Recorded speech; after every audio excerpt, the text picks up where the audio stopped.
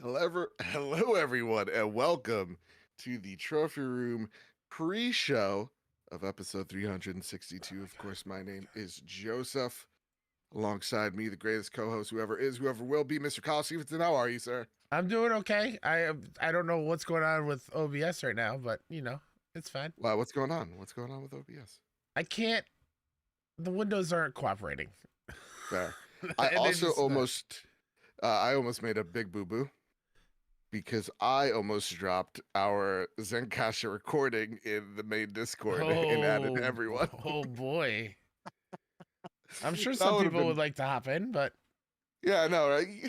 What are your thoughts on this? Xbox news. Ooh. I don't know. All right, let me get this sorted. Okay, good. Let me get. All right. While you're doing that, chat. Let's guess what this game is. Yes. Let's warm up a little bit. I have no idea. I'm thinking Earthworm Jim right off the bat. It looks like one of those point-and-click like Lucas games, like Day of the Tentacle type. Oh, vibes, you know what Joe, I mean? That's a great call. Yeah.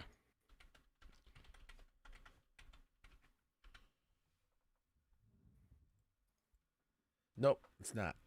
Damn. Metacritic 77. Oh, so it's early enough to have a Metacritic? Yeah. Can that? What's up, Silcanet? Murray and Sid, what up? What up? Hello, everybody. Thank you for Jose Jimenez. How you doing? Jose, I fucking miss you. Please come back. Yeah. Miss your face. Miss Garrett says came from Tim Dog Space to here. Oh boy. Oh no! Please don't. And then also said Toys for Bob's is closing. And that is the current rumor at the moment. Oh. Remember, this acquisition was good. Remember, don't let anybody tell you that hurts. Anything different. It was good. Everybody, make sure you hit share. Make sure you share this out to the Twitter spheres, to everywhere, man. It's not Full Throttle. Jeez. I was just going on the same kind of. I don't like the language that Jose's using. I'm just gonna say that right. What? Look at these sweet nom-noms.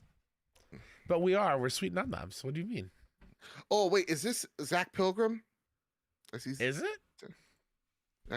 Could that be Zach Pilgrim? Why am I listening to you? It's Scott Pilgrim. Scott Pilgrim. It's his cousin. Hey, good job, Joe. Oh yeah. Wow. Oh, no worries, Garrett. No worries. No worries. Just hearing the word Tim Dog, I lose a few IQ points. I have. I think we all do. I have like the one picture of like the girl telling her mom and like the mom's in bed like this. It's like me telling my mom that Microsoft lost Tim Dog. And I couldn't stop laughing. I didn't even know who he was until all of this. Oh, and then I clicked on his profile once. I'm like, oh God, get away from me. Yeah, I've muted him way long ago, way long ago, and it's like, anyone who makes fun of pronouns in their Twitter bio does not deserve my time. Is that what it is? I believe it's Tim Dog. I believe that person has identified as a computer. Okay. All right. Cool. All right. What do we got? Oh, really original. I know. Whoa, it's crazy. Dave Chappelle in the building. Jesus Christ. This fucking guy. What is this? Got a real next stand-up comedian. Is this a Grand Theft Auto? Is this a? Someone clip that out when I burn my. Is this a skate? I'll just put skate. Oh, no. I burned my. Oh my God. Are you okay? Yeah, I made tea for the first time in my life the proper way, not through the Keurig. Oh no, that's hot. Oh my God, I don't know if I can breathe. What is this game? Ooh. Chat, anyone have an idea what we're looking at here? Yeah, tell me what this is, guys. Chat, help us out. 73. The real deal, Jay O'Neill wants to know, Kyle, how are you feeling today? I'm doing better. I think I sound a bit better. But You do. new development yesterday is in one of my coughing fits, which will happen tonight. I'll probably just turn my camera off so you don't see the craziness. My right ear is now clogged. I can't hear out of it Oh. because I still have very nasally and I got a lot of sinus pressure. But Do you think this is like all a sinus thing? You think? Or? oh, it 1,000,000% is. But it's a virus form of it because like I went to the walk-in and they're like, can't give you antibiotics. Wow. Because it's not going to do anything. So just kind of ride it out. Here's some steroids and be off with your life. Like, could you just lie to me? Tell me it will? Just give them to me for the placebo effect. Like exactly. No harm, no foul. Right? Come on. It's been a while since I've been on antibiotics. My body can handle it. Yeah. It's okay. Come on. Come on. Yeah, I think Just Cause is... Blood porn before the blood. I just don't know which one. Let's just go first one. Just see. It is not. Oh my god. This is a Stadia game. Lid of this tea, and if I do tip it over and I burn my whole entire leg, I want you all to know that I burned my crotch for you guys. You know. PS5? Is this Far Cry 4? Oh, that's definitely Far Cry. That's Far Cry 6. That's the one in Cuba, right? Or we can't say it's Cuba. It's Yara, right? Yeah, 100%. Yeah, 100%. All right, I'm totally in playing this game with you, Kyle. Okay, let's do this. Siphon filter. Hey, let's go. Let's go. If you get this, I will be a happy camper. It is not 96. A 96 Metacritic? Oh, hold on. This is Half-Life 2. Oh, what a good call. What a good call. No, it's not. PC and 360. PC and This game's coming to PlayStation eventually, so like what game is it? No. What is this? Ooh, Savoy says Mass Effect? Is that a Reaper? Let's give it a go. Yeah. No. But wasn't Mass Effect the original Xbox? Or am I just so stupid it's ridiculous? No, I think it was 360, but you're not stupid because that is. Yeah. Oh, it's not the first one. So it has to be it's 2. It's got to be 2. Yeah, it's got to be 2. God, can we just give it up to Mass Effect? I gotta replay that collection. I need to.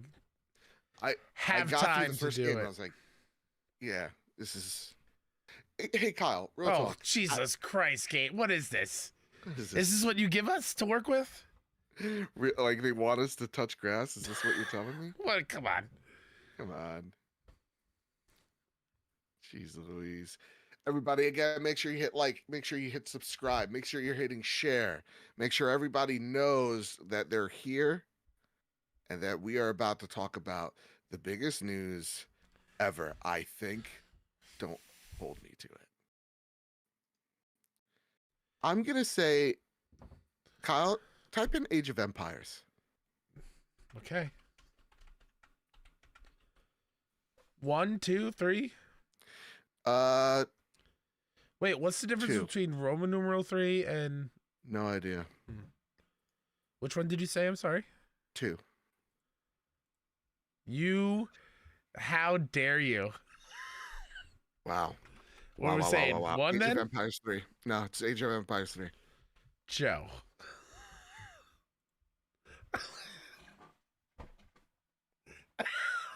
Come on.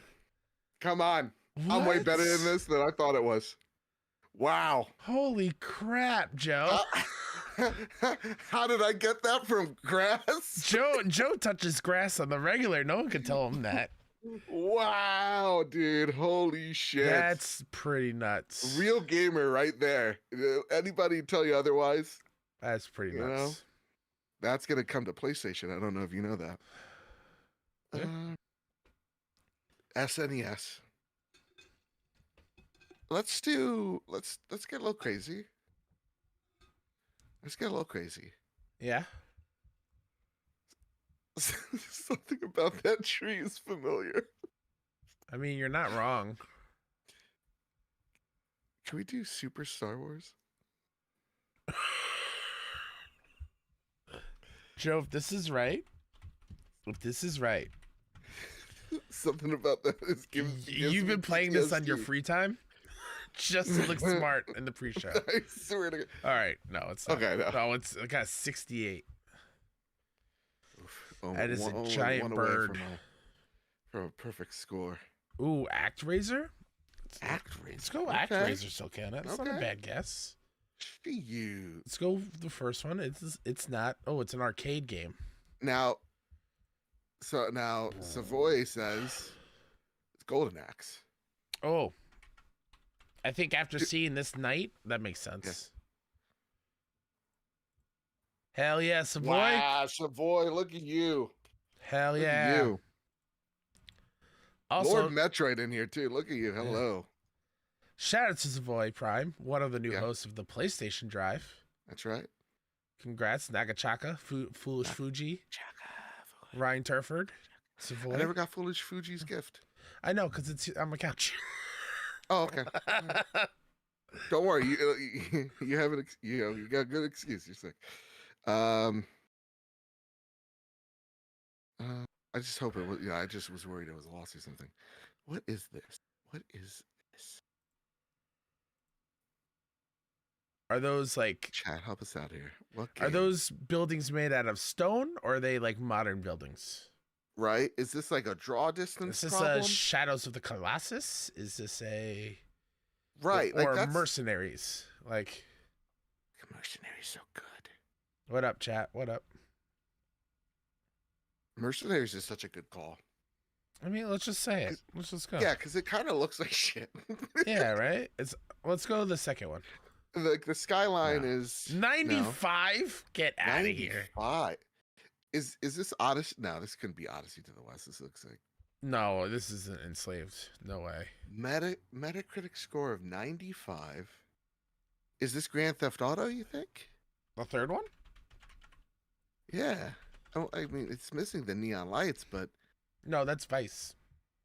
Oh, right. Oh, okay. We're in the right. San Andreas. San Andreas. Okay.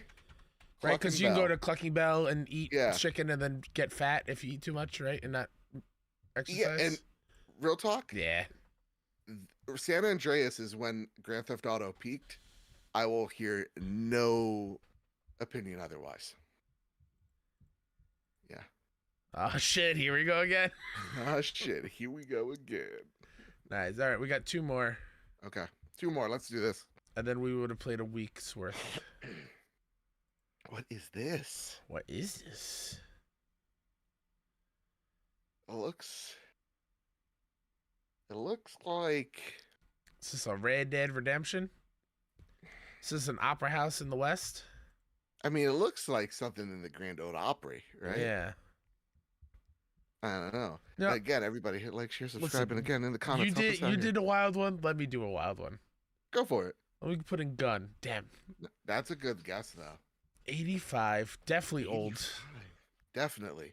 This is definitely this is PS2 era. No, I would say 1. Ooh. Who said Tomb Raider 2? Sean McKenzie says Tomb Raider 2. Let's go Tomb Raider 2. Those we are have out a next good week, question right? about Tomb Raider, by the way. Are those out next week? Holy crap, McKenzie. Wow. Hell yeah. Wow, Sean. Coming in clutch. Yeah, next week. It's wild. How do you think that's going to do? Because I don't know. It's just wild that they have 300 trophies and none of them being platinums. What are we doing here? On PS5, but PS4 it does, and I'm like, oh, I didn't know that. Something shoddy's here, so I'm gonna hold off because that was gonna be my surprise fantasy critic game, but now I'm like, I don't know.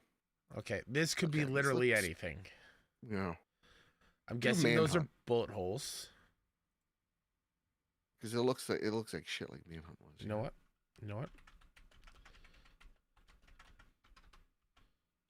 Going for Last of Us. Go for it. Going for it. Damn.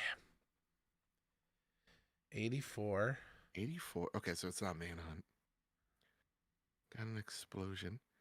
Now, do we think that this is a PS3 game or PS2 game. I think it's a 3. Like, that era, I think. Lord Metroid says Manhunt. Okay. I think they second my opinion here. Oh God, it feels. Oh, so voice says Killzone 3, which I was leaning Killzone.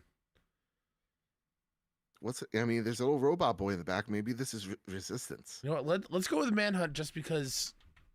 Yeah. You got a second guess there. It's not Manhunt. Yeah, okay. I think it's Killzone 3. This is Killzone 3. Hell yes, yep, boy got it. Nice job. Oh man, I remember Killzone 3's launch. I remember that cover being so much more inviting than the other 3 because it was white, it had blue on it. Yeah. I gotta read because I love Killzone 1. Killzone 2 didn't do it for me. And I just kind of went, Killzone 3 probably not it for me either. Like I never really gave it a fair shot. You know? I feel like I ought to. Yeah. But there's no way you get the platinum for that game. So it's like, what's even the point? I dug Shadowfall a whole lot. Yeah. Shadowfall was great. I dug the multiplayer way more than I thought I would. Low key is great multiplayer. I don't know. I don't even know how much I touched the single player, to be honest. I was all about that multiplayer. Yeah. All right, listen, are we ready to talk about Xbox Dead? I think we're ready. All right, let me get the real boy. Make sure you press record on Zencaster as well, sir. I have a million tabs up right now, so let me just do this. Also, make sure y'all are on Twitter, at PS Trophy Room. Retweet, share, like, hit the thumbs up, get notified, subscribe if you're not. It really does help us out. It grows this channel. Yeah, I mean, listen, there's a lot of garbage out here. You know what I'm saying? A lot of garbage. Let's elevate some good creators like us. Are we tooting our own horn? You damn straight we are. I am. Toot toot. I'm for real, as it could say. Oh, Joe's for real. I'm for real. I'm gonna hit Zencaster right now. Okay.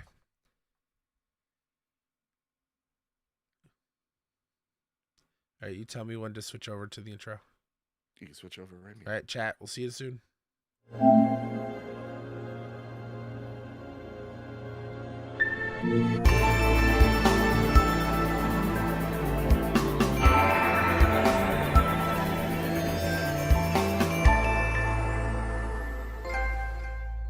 Oh, wait, no longer greatness has arrived. Welcome to episode 362 of The Trophy Room, a PlayStation podcast made by the players for the players. I'm your host, Joseph, aka Mr. Badbit, and it is here where me and my best friend Kyle talk about the latest, the greatest in all things PlayStation. Of course, this week, we chat about the wild world that is Xbox possibly going multi-platform, the Final Fantasy VII Rebirth State of Play and demo, the Vita lives, and so much more as we do it live each and every Wednesday night over at youtube.com/PS Trophy Room and coming at you through your radio each and every Thursday over on Apple Podcasts and Spotify.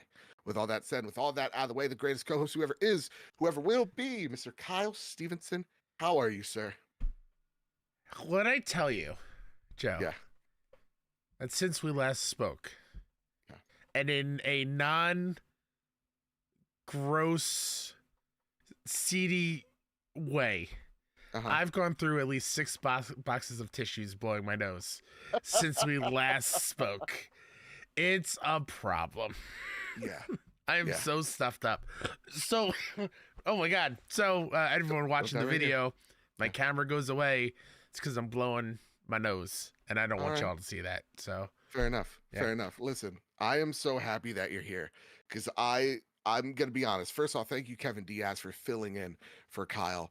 And also filling in for me, both in our State of Plays and our State of Play show. Thank you so much. And Kyle, as much as I loved talking to Kev, I missed talking to you, knowing that you've been down bad with this like really nasty cold. But I'm happy that you're here with us now. Like even if it's not 100%, you know, I'm happy that you're here talking PlayStation. I'm happy to talk about, you know, picking the right side of history when it comes to where we play games, you know? Oh, are we getting there already, I Kyle? say in the most sarcastic way possible. I don't take this that seriously at all. No, absolutely not. No. Kyle, I want to know though, before we get into the show, because listen, you missed out on the state of play.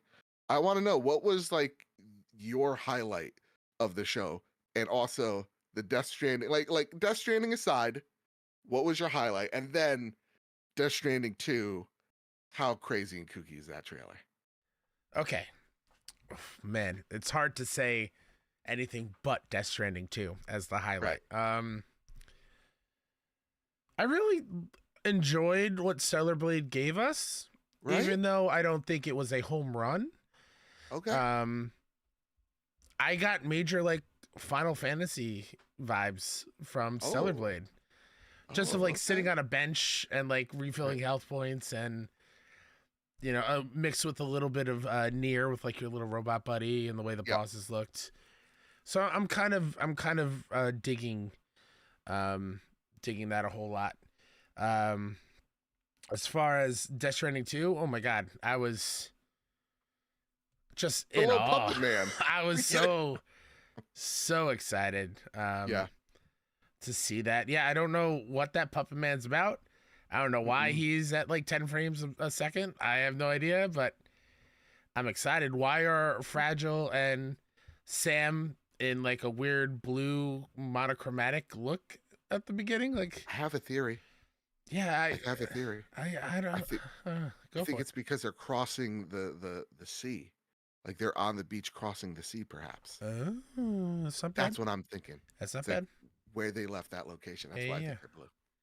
Yeah. But yeah, Death Stranding 2 looks fantastic, and then it's weird to just talk about that state of play and it ending with, and we'll see you next week for Final Fantasy VII Rebirth state of play. I'm like, oh my god, yes, and here we are, and that was pretty great too. But yeah, overall, what do you think you're giving that state of play?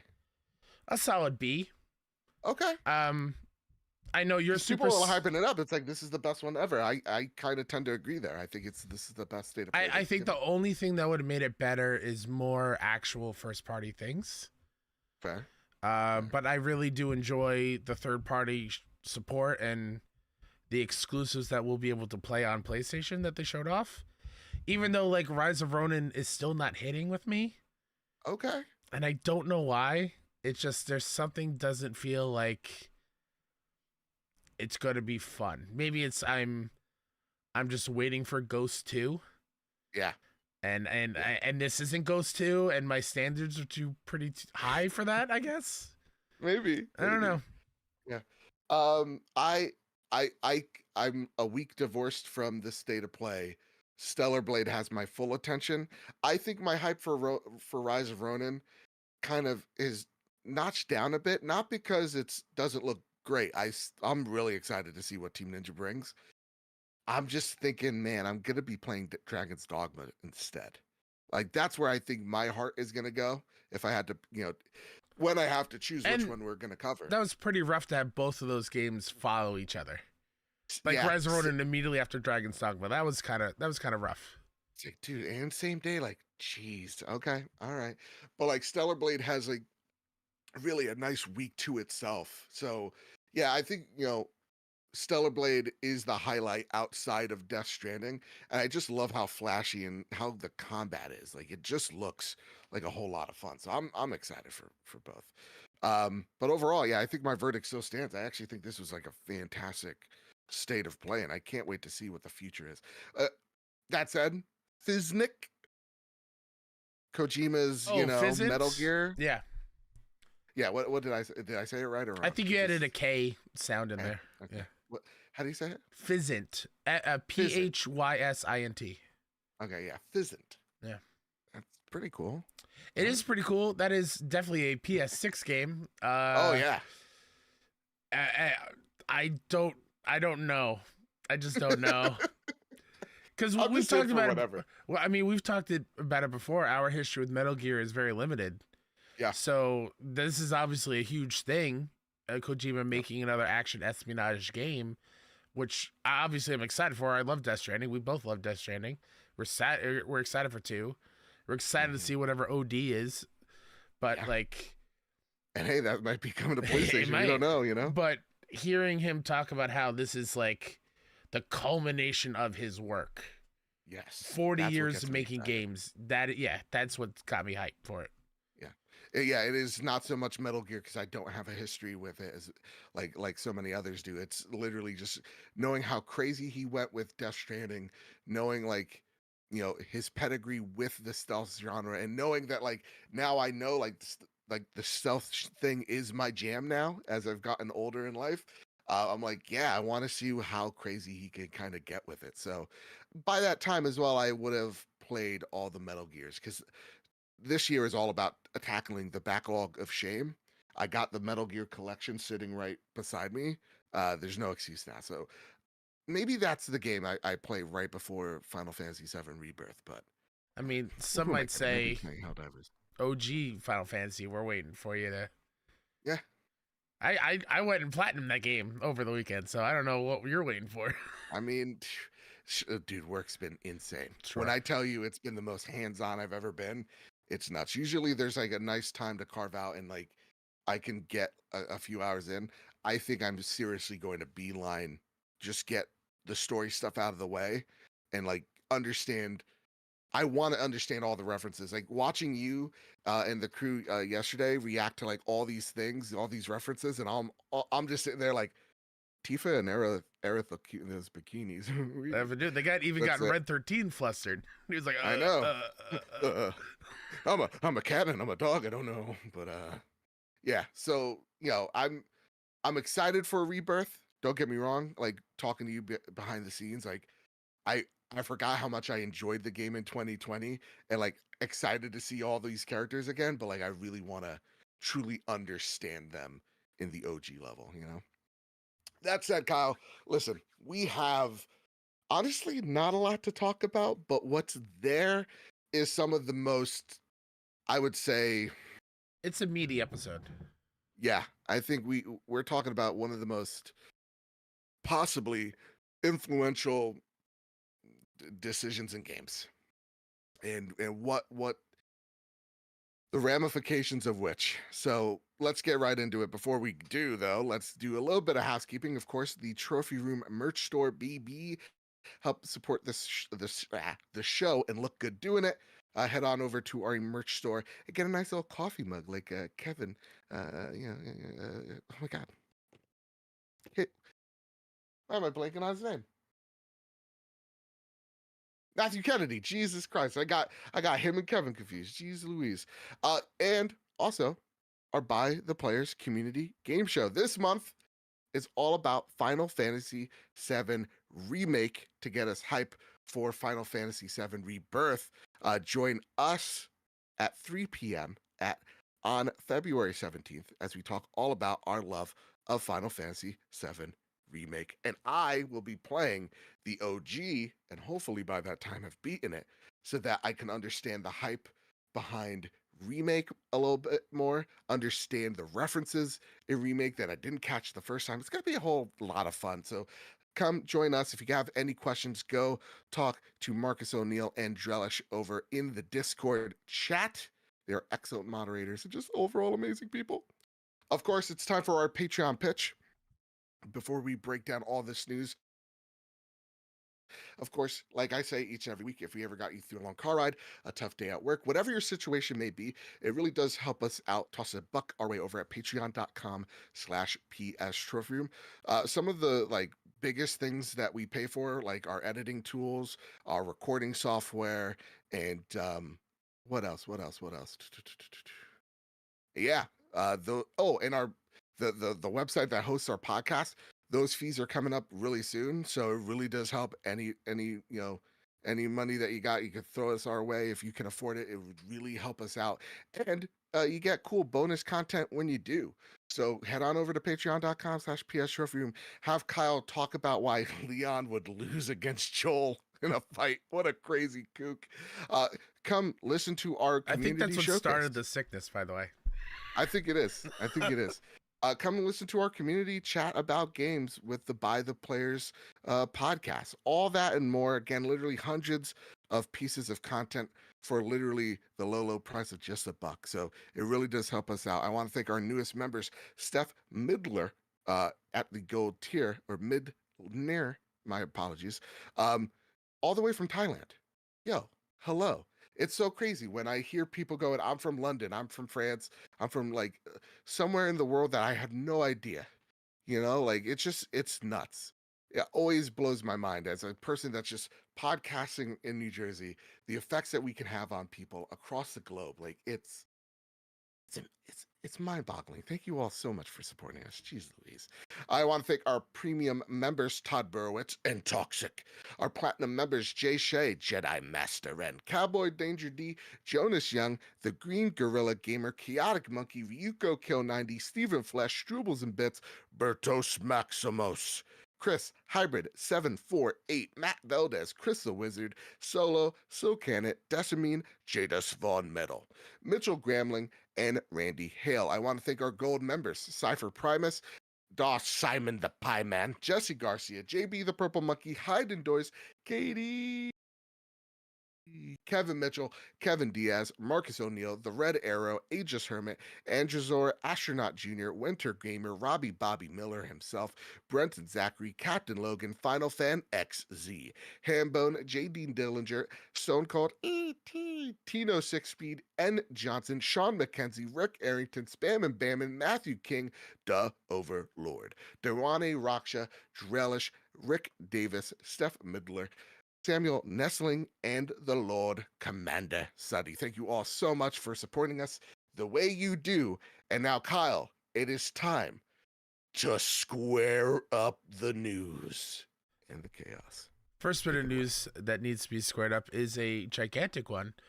This one comes from Tom Ivan over at VGC, and Tom writes, Microsoft will update fans on its vision for the future of Xbox next week.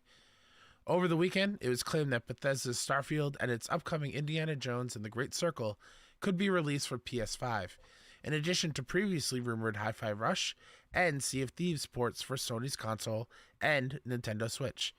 And earlier today, it was claimed that Microsoft is considering bringing the Gears of War franchise to PlayStation 2. With speculation about a new strategy for the Xbox business mounting, Microsoft's head of gaming released a statement on Monday telling fans that more will become clear next week. Quote, "We're listening and we hear you," Phil Spencer wrote on Twitter. "We've been planning a business update event for next week where we look forward to sharing more details with you about our vision for the future of Xbox. Stay tuned," end quote. Should recent reports prove to be accurate, on the surface the move would represent a significant change in Microsoft's gaming strategy, which has previously seen it keep its biggest titles exclusive to its consoles, other than those which were originally multi-platform before being acquired by Xbox, such as Minecraft or The Elder Scrolls Online. However, Xbox already releases all of its first-party games on PC immediately, and with PS5 and Switch reportedly outselling the Xbox Series consoles significantly, it's possible the company has decided the potential software sales can no longer be ignored. Wild. Having all these rumors break out, and it's not from like, I don't know, like influencers who just don't know it, like jack shit, like Colt Eastwood. Like this is coming out of like actual journalists that do this for a living. We're talking about like VG 24/7, People we respect. People we respect. Eurogamer. Oh, we said people we respect, but I'm gonna name IGN, GameSpot. Like just a whole lot of like actual reputable sites putting their reputations on the line, saying, "Yeah, this is happening." And I don't know about you, Kyle. It seems like someone is saying all of this. So like I saw some rumors online, like someone's saying this because they want to, find out who a leaker is. And I kind of think it's the other way around. I think someone's leaking this because they don't want it to happen. And I'm curious as to what you make of these rumors. And do you actually think there's, where there's smoke, there's fire here?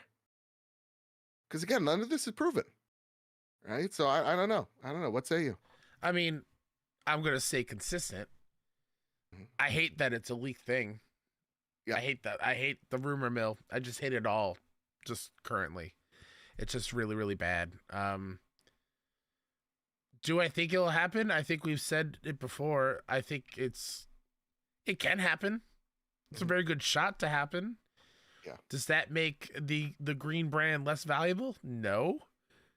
I don't think so. I think hardware wise maybe, but not enough to throw your Xboxes in the trash, you silly humans. Get over yourself. There's a lot more important things going on in the world. Yeah. Seriously. I definitely could see it being wise because it's a similar kind of strategy to here in PlayStation Land, where they've been putting their games on PC after they've already kind of run their course and made as much as they could on the platform. Why not put it somewhere else so they can get even more money out of something that's already made, that is already like a done deal kind of thing. So I don't think these Xbox games coming to PlayStation and Switch, in my mind, I don't think they'll ever be day and date. Right. I definitely think there'll be a 6 month to a year kind of window. Mm-hmm. But that I still think that's a value for Xbox players because they'll still have that year kind of exclusivity kind of thing. Right. Yeah. For me, yeah, where there's smoke, there's definitely fire. And where we hear reputable sites again put their reputations on the line, going, no, this is definitely happening.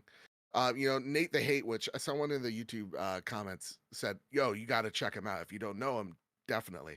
And like, he's hearing similar things that everybody's hearing things.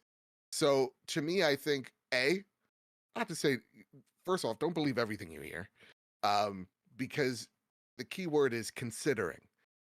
These companies consider a lot of things, and they usually talk out loud because they're all kind of talking to each other to make a strategic consensus onto something.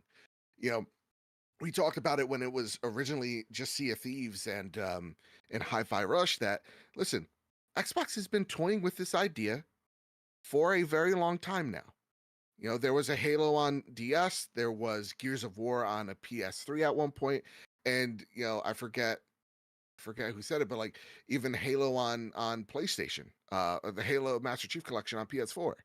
They've toyed around with this quite a bit in their time, right? I think Colin actually, yeah, Colin was the Halo thing. Anyway, they've been toying a lot with this idea of like, yeah, this is something we may want to consider. That being said, I want reason to prevail here and say, let's not count our chickens before they hatch type of thing or whatever. Is it eggs? I forget. Yeah, it's eggs, but it's fine. All right, fair enough. I'm working in reverse. I'm working with Microsoft logic right now. And wait and see what Phil and Co have to say. But when he talks to you about like, hey, we're planning a business update event for next week where we look forward to sharing more details about the future, the vision of the future of Xbox, stay tuned. That doesn't instill me with a lot of hope. It doesn't really. And I do think, as I'm talking as a PlayStation guy, I do feel like this devalues the box a little bit. And I think they don't really care. When you take a look at where Xbox was, to be clear, you mean the box, meaning the hardware box or the brand Xbox? Oh, more column A. Okay. Yeah, I definitely think, like, I think the way Xbox sees hardware is, why try to chase PlayStation and making better first party games than them? It's taking a whole lot of money. It's taking a whole lot of time, and time's not on our side. If this was like past generations, if this was like during the Xbox One time, I think you'd see them fight a little bit harder than they are. But I truly think Xbox believes that the next generation of consoles, which is sooner than we think, is probably the last generation of consoles. And they're throwing their bets into PC, cloud, and mobile being the things that's going to carry the brand into the future. And so I think they look at it as, well, okay, how about in order to pay for, our Halos, our, Hellblades, whatever the case is, we'll throw some of our older titles onto the PlayStation storefront, and they could get a second life there, and it helps pay for the development of the games that we're currently cooking up. And there we can say, okay, we could start making some really stellar content, and your Hellblade 3s or whatever have you, your Avowed 2s, and people are going to go, oh wow, I really liked Avowed 1. I really liked Halo. I really like Gears of War. There's this thing over here. It's not on my PlayStation, but it's called Game Pass. It's on my TV. Let me go give it a try. And that's how they hook you. I think this is a way for them to say, you know what? Hardware has not been working for us for a long time. Year over year, it's in decline. And I believe the Series S and X are way better consoles than the One, both in messaging, PR, and all that jazz. It's been a better console than that disaster. And they still are not even making gains. The popularity is slowly decreasing. So I think to them, it's like, how do we work with what we have while expanding and growing? And it's something that I want to just say is PlayStation's in a similar boat.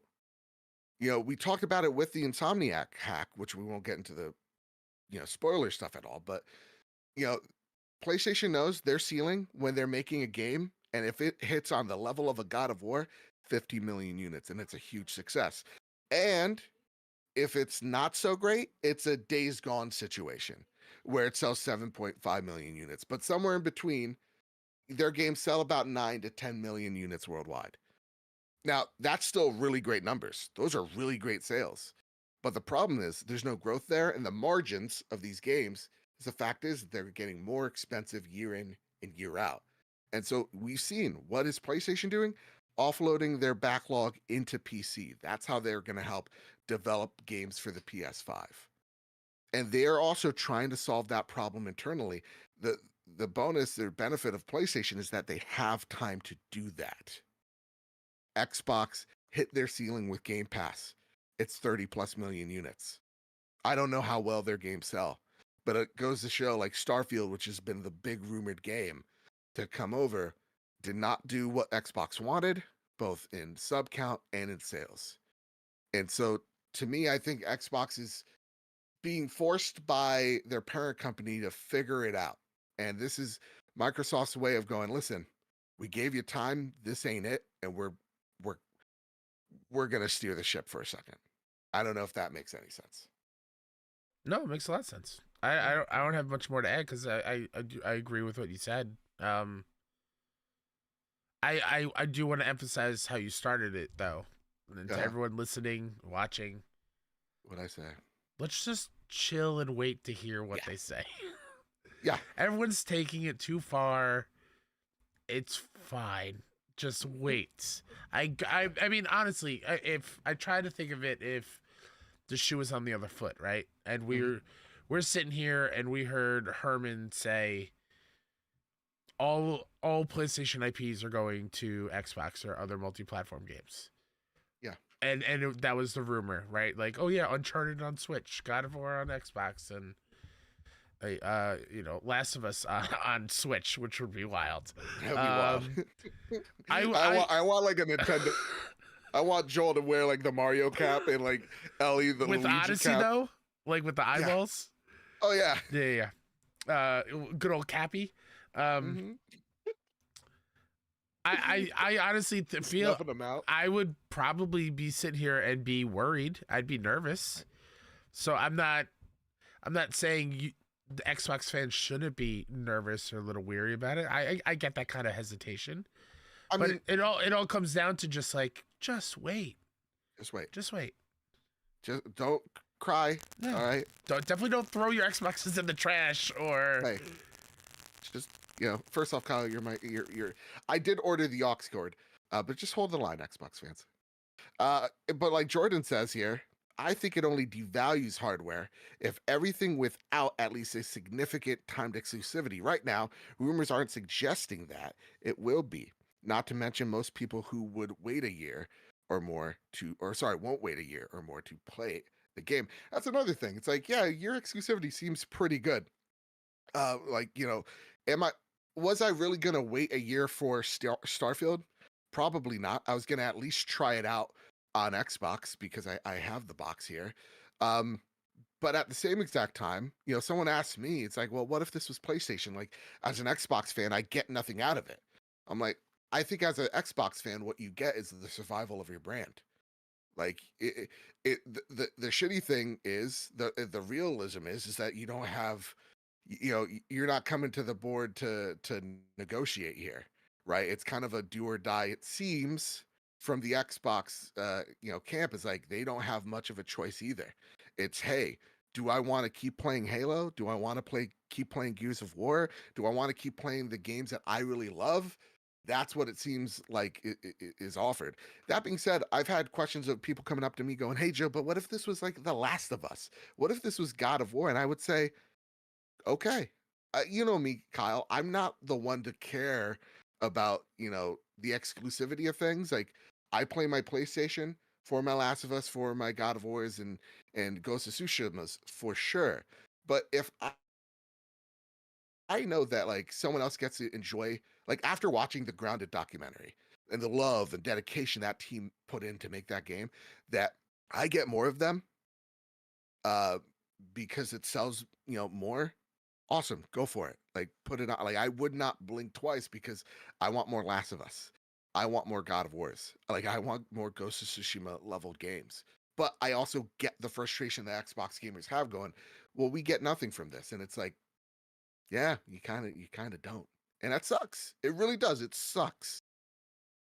That said, Ace Insane writes in, "Hey guys, hope all is well." Well, Kyle's dying right now. He's coughing like a son of a gun. I was about to say some, and then a cough preached up. I was gonna say a joke of like, if Gears is coming over, they got to come up with a new acronym because we already have a GOW. Yeah, they got to come up with something else.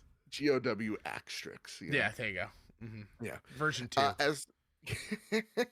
As someone who is lucky enough to own a PS5 and a Series X, I have a question regarding the Xbox multi-platform rumors.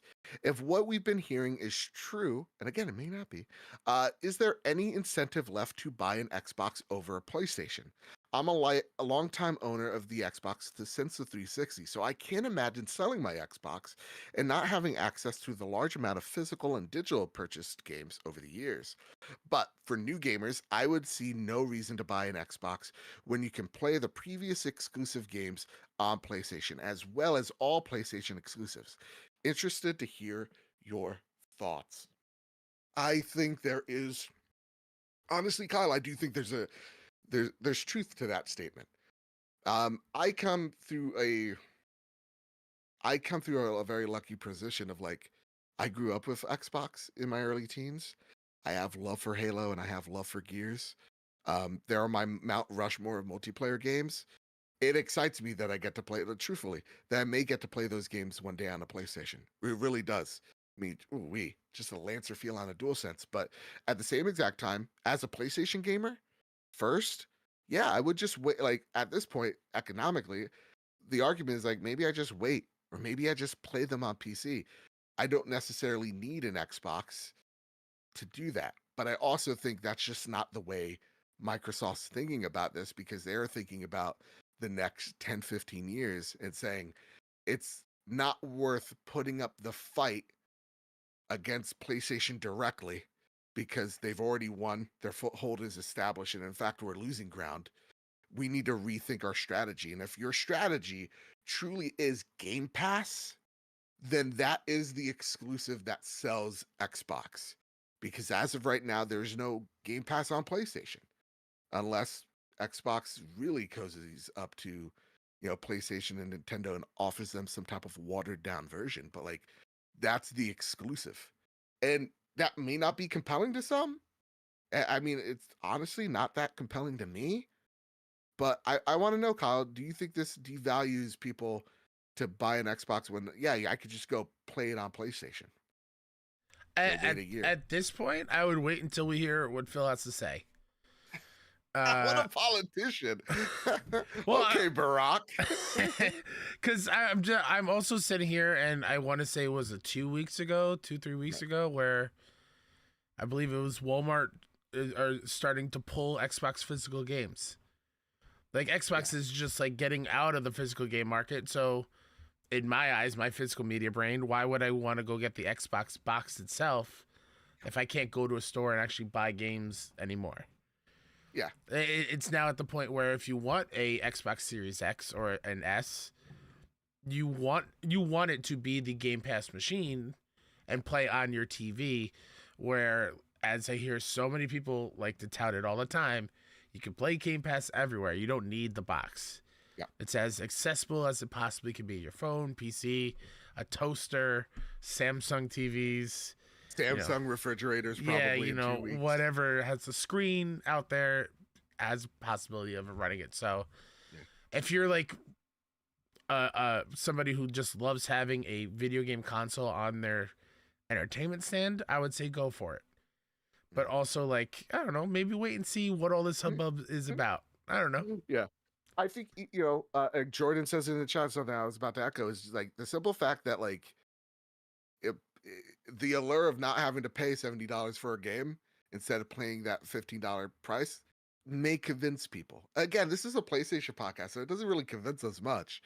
But to me, I think that is probably what my Microsoft's mindset is like, why not like work with these two? Because we already are putting these things on tablets, on TVs. We're I think they're bound to put it on like a was it a Roku or like a Fire Stick one day. Like that's where they're at with this. I mean, they're proud of their partnership with Nintendo as well. Exactly. It's the one outlier. I think it just comes down to like we've been used to this concept of box versus box since the Super Nintendo v Genesis, and we can't wrap our brains around the fact that like we are approaching, and this is what we've said since like year one of the trophy room, where we truly believe one day it's just going to be 2 apps on a screen you get to pick. I remember 2019, Kyle, you and I saying there's going to be a day we're playing Xbox games on PlayStation and PlayStation games on Xbox. And that's what we're starting to see. Whether it's begrudgingly by PlayStation with MLB The Show or Xbox with like Minecraft, Call of Duty, and Diablo. So it's getting already to this weird point. And I think, again, Xbox mindset is like, we want to reach the kid that plays games on his tablet. How many times you walk into a restaurant and some kid's playing Roblox on his iPad and you want to just slap him and say, live in the moment, goddammit. Those kids exist and they're growing up. And I think that's where Xbox truly wants to be. And again, part of me is like, this ain't a great decision. And another side of me is like, I got to play Gears and Halo on my PlayStation. And another part of me just says, Joe, just wait a week and we're going to find all this out. But again, stuff is happening. It's just, to what extent is it happening? And I do want to give a shout out to Luke Lore and the Xbox expansion pass with his interview with Steve Tortillo, which was literally, Kyle, I'm not even joking. I hate Luke Lore so much. That was the greatest interview I've ever heard. Bar none. Like, Luke has a reputation. He used to interview like soccer players for a living. American soccer, so like let's relax.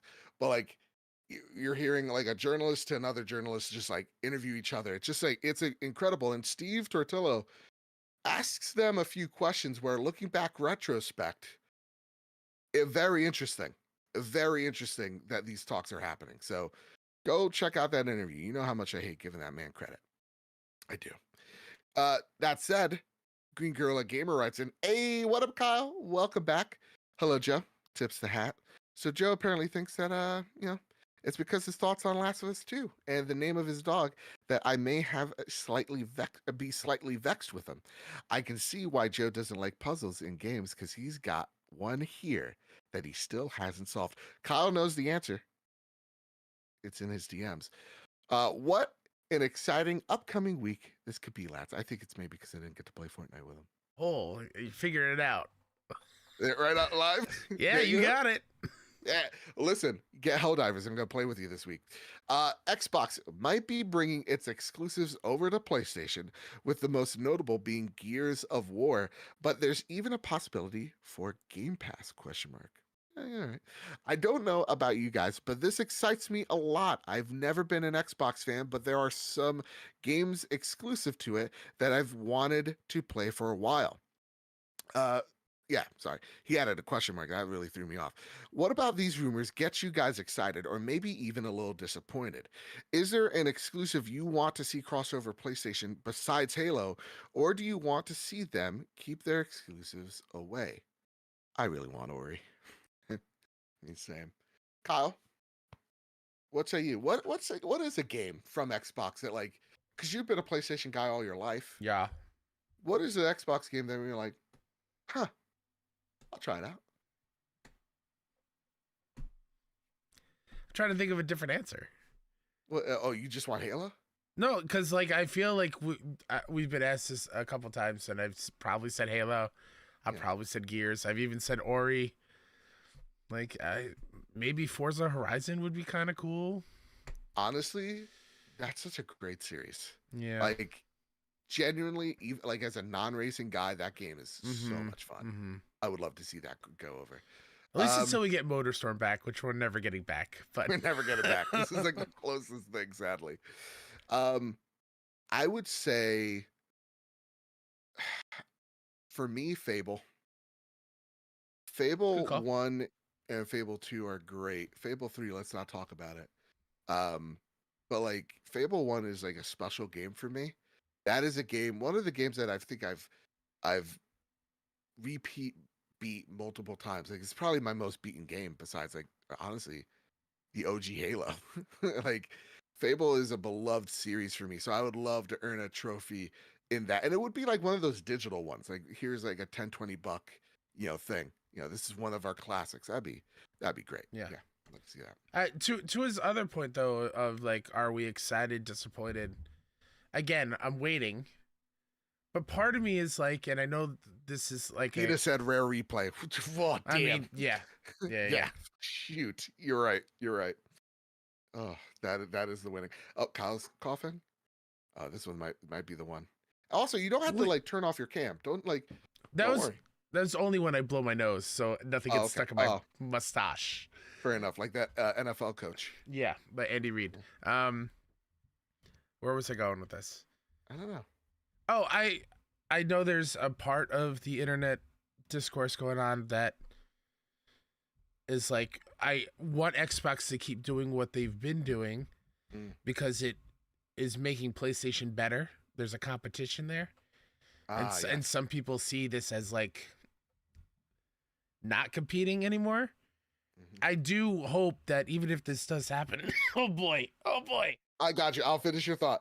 That even if this does happen, that they still continue to make hardware so that it pushes PlayStation in the right direction. Right? Did I get that right? He's thumbing up to me. Look at this. Kyle Stevenson. Let's just give him a round of applause. Because honestly, he's crushing it today. And also, Kyle, would you like me to read the stories and reread the questions? That'd be fantastic. Okay, fair enough. Yeah. So yeah, and that's a great point, Kyle, too, because like to me, that is also like the long-term fear for me is like, okay, without someone, even if it's not like by a mile, holding PlayStation going, hey, listen, we're doing this.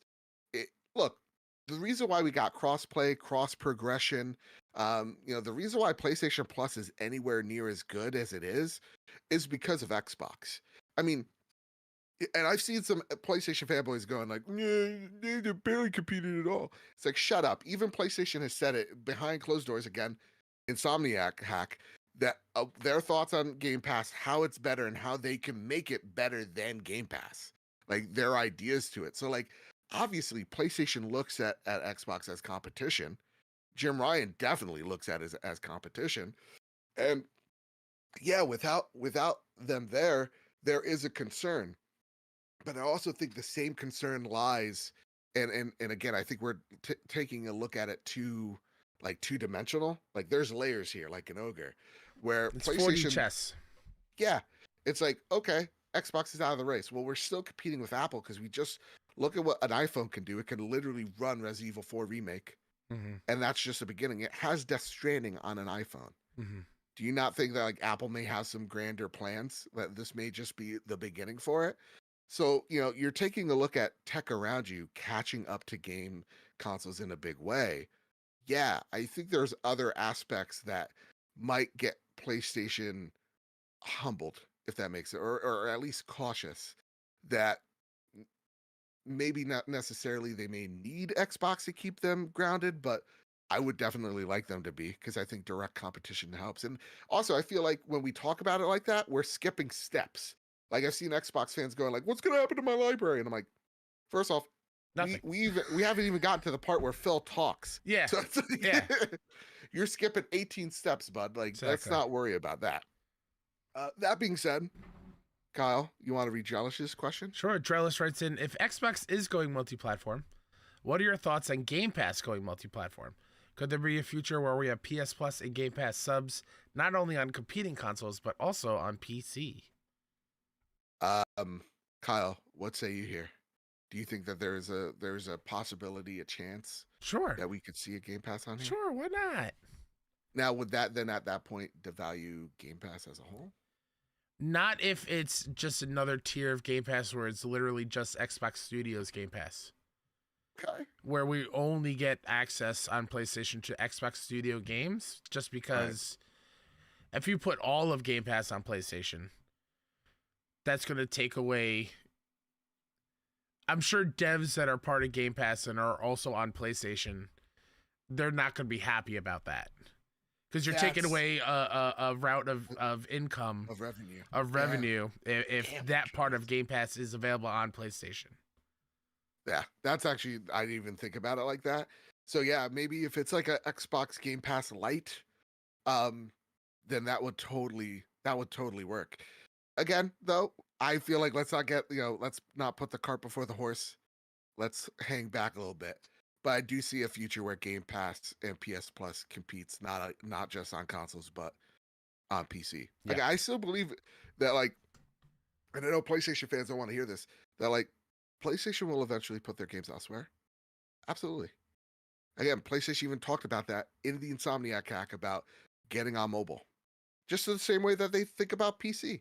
And if that's the case, why not? I don't care. More people get to play The Last of Us. Then why should I care? You know? Yeah. But yeah, I definitely, and again, also through the leaks, hacks rather, they want to put PlayStation Plus on PC. So yeah, I definitely see they want to. PlayStation's in a similar problem. They want that growth. They're not getting it as much as they once were, and so they're just in a better situation, a better position, because they are the market leader, right? So they have time to wait and strategize, where Xbox clearly does not. All right, Kyle. Last question about this. Take it away. This comes from Katie. Let's not. You don't do voices. Don't do voices. Now, I wonder why that was bad, wasn't it? You No, didn't it's like not the sound of bad, it? but like, I think you might die. No, so my throat isn't sore. It's just my tonsils are so big. That's the issue. Oh, okay, fair enough. Yeah, that's humble brag. I'm good. I know. Hey. As always, hope we are doing well. I am applying for a new job, so could use all that good luck, energy, and good vibes. Katie, good luck. Put us on your resume as references. We got you. Yeah. Mm-hmm. So I have to ask: these are American numbers? Yeah, it's wild. Mr. K-Step? Why do you call him Mr. K-Step? That's strange. That's his surname. Yeah, exactly. I've been knighted in Long Island. So I have to ask, is the world ending? Are buildings falling down around us? Is the ground opening up and swallowing us whole? Because the way some people on the Xbox side of things are reacting to this week's news, it damn well feels like it. My obvious question with this news is, what games are you guys dying to try on PlayStation? What games are you thinking will do brilliantly with the DualSense? As always, much love, guys. Kyle, hope you are feeling better. Take care, folks. I think this is one of those things, Kyle, where it's like, let's try to put ourselves in Microsoft's shoes here, right? Where like the PlayStation's not doing as great. We've been loyal to the brand for however long, and now all of a sudden they're bringing The Last of Us in my whole life. Because like there is a part of me, it's like I get it, like there's grown men crying about their plastic box, but there is a part of me that like understands it, because listen, this box has given me so many great memories. Yeah, right? that's kind of what I was talking about earlier, where like I can understand the frustration and nervousness that it's going through a lot of Xbox fans right now. Yeah, and like it's kind of like, well, if you love Metroid, what if like one day Metroid just gets delisted? You'd be a little distraught. I think Yeah. a lot of the energy is misplaced, though. Mm-hmm. That being said, oh my God, what game would you? I mean, instantly, I'm thinking Gears of War, man. Sure. The Lancer, just like as you're chainsawing them, like the adaptive triggers gets easier. Like you get to press it down, and Uh-huh. it just becomes Mm-hmm. easier to carve through them. That has me hyped. Get me that ASAP, Here's please. like the one thing that I know and truly love about Halo, and I don't know if this is something that I'll get laughed about. I don't care. I love the needler so much. So imagining the needler when you're shooting it, feeling every single needle Oh, go out, yeah, that'd be kind of cool. that would be kind of dope. Not gonna lie. And real talk, like again, a part of me gets excited by this news because I do have a shared love. It's like Xbox is my dad and like PlayStation's my mom, and they separated when I was young. I still love them both equally, right? I hang out with Is mom is more. She's got Nintendo the me on stepmom? weekdays. Yeah, I'm like, what are you doing here? You're just Yeah. buying me stuff? Okay. It's not gonna buy my love. Stuck in the dryer. Exactly. Oh wait, Kyle, what? What? Excuse me? Whoa. Anyway, I like this Kyle. He's cool. But no, like I do live in this dual world where like I do love both platforms. I obviously play PlayStation 90% of my games. Like I've played Starfield. I'm going to platinum it on you know, on PlayStation if it comes out there. And Jeeves writes in chat, just like PC Game Pass is different. That's a good point as well. Like, these versions aren't going to be one to one, but at the same exact time, as much as it excites me, there is a little bit of like a, I don't know. I wish they were still in it the way that I would want them to, you know. But again, who knows? Who knows? Night's a puppy. All right, Kyle. You ready for this next story on the list, good sir? All right.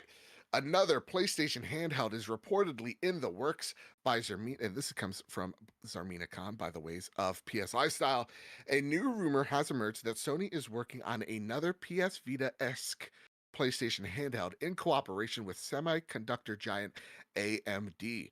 The leaker has claimed that the device in question is not a remote player like the PlayStation Portal, and although they refer to it as PS Vita 2, there's no current indication that it's the successor of the Vita. The rumor comes from YouTuber Moore's Law is Dead, MLID. I'm just going to call him Moore's or More. There you go. Who has somewhat of a mixed reputation, so take everything with a grain of salt. According to Moore, the handheld will be packed a custom AMD accelerated processing unit. I'm going to pretend like I know what that is. It's a processor. I knew it. And will be backwards compatible with digital PS4 games as well as PS5 games with a pro-like patch applied. The handheld is supposedly very high design phase and has yet to be greenlit for launch. Moore has retcons it will at least be 2 years before Sony gets somewhere with it. Speaking with time frames, the leaker claims the handheld system will be part of the PS6 family of devices. So if it's real, we're guessing it will be released no sooner than 2027. Moore seems confident about his sources and added that the new PlayStation handheld comes in response to an ever-growing demand for a handheld mobile gaming, especially in Japan. Kyle, there's a question here from Drellish. You want to take that away, bud? Of course, my fellow Portal pal. Drellish writes in, Yeah. how excited are you about a possible Sony handheld in development? What should Sony consider launching the Vortal Vita plus Portal? Looking at the handheld market today, what would the Vortal need to make it a day one purchase for you? Just literally exist. Just existing, exactly. Listen, we're Portal Pals, PPs for short. That's We are right. staunch, hard, and erect in our beliefs that Portal is the best way to play handheld. Mm-hmm. And we're very firm about it. Yes. Portal Pals for life. Yeah. Kyle, okay, PS6 is that though? This only plays PS5 games? Or do you think that there's a way like it'll act like sort of like a Portal where it's like you get to play PS6 games? I would hope that's the case, because I'll be completely honest, Joe. Yeah. It does make me a little worried about my Portal purchase. Not because I Right. hate it. I love it. I love it so But much. just thinking like in 3 years, there's gonna be another handheld that's going to do everything that this can do, in addition to PSX, possibly. Yeah. Like I don't know. I just 3 years is a long time, yeah, I guess, but you know? Remember, 4 years ago, Xbox used to be a competitor. whoa, Ooh, shots whoa. fired. Um, I don't know, man. I get excited by it because I think there's truth here where they're like, they want to get back into the handheld market, especially in Japan. Mm-hmm. I mean, what is it? Nintendo just came out with a report that they are the top selling console in Japan ever. Yeah. So like I could definitely see, again, what were we just talking about? Kids that are playing on their iPads. This is a market for them. Mm-hmm. Right? Or this is a market for young adults or like fools like us where we're playing our Portals on the toilets. You know what I'm saying? Yeah. So I don't know. This gets me really hyped. This gets me really excited. I don't have anything more to say other than I would take this with a grain of salt though. Not because like the source or anything. There's been a lot of leaks and rumors about hardware lately. And I just want us to kind of relax. Because especially with hardware, like if you take a look at like there's a documentary about the Xbox 360 and all the designs it went through. This is it may never see the light of day.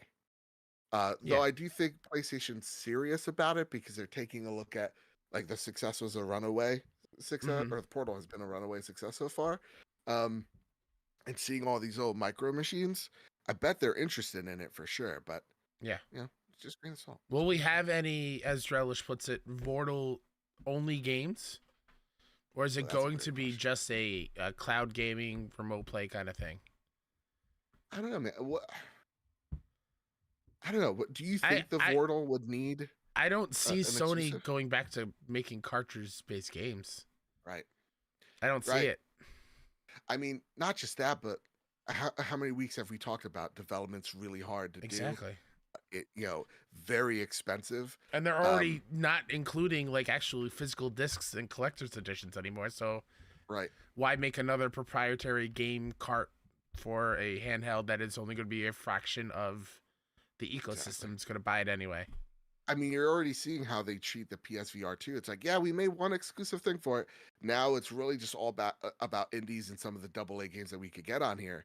So, like to me, I don't want PlayStation's time to be split between this and, uh, you know, PSX. I want them to be all hands on deck for the thing that really matters. So, yeah, I do think I don't think you'll get any Vortal exclusives. I think they'll show games though running on the Vortal. I like the Vortal word, by the way. But yeah, Portal Pals for life. All right, Kyle.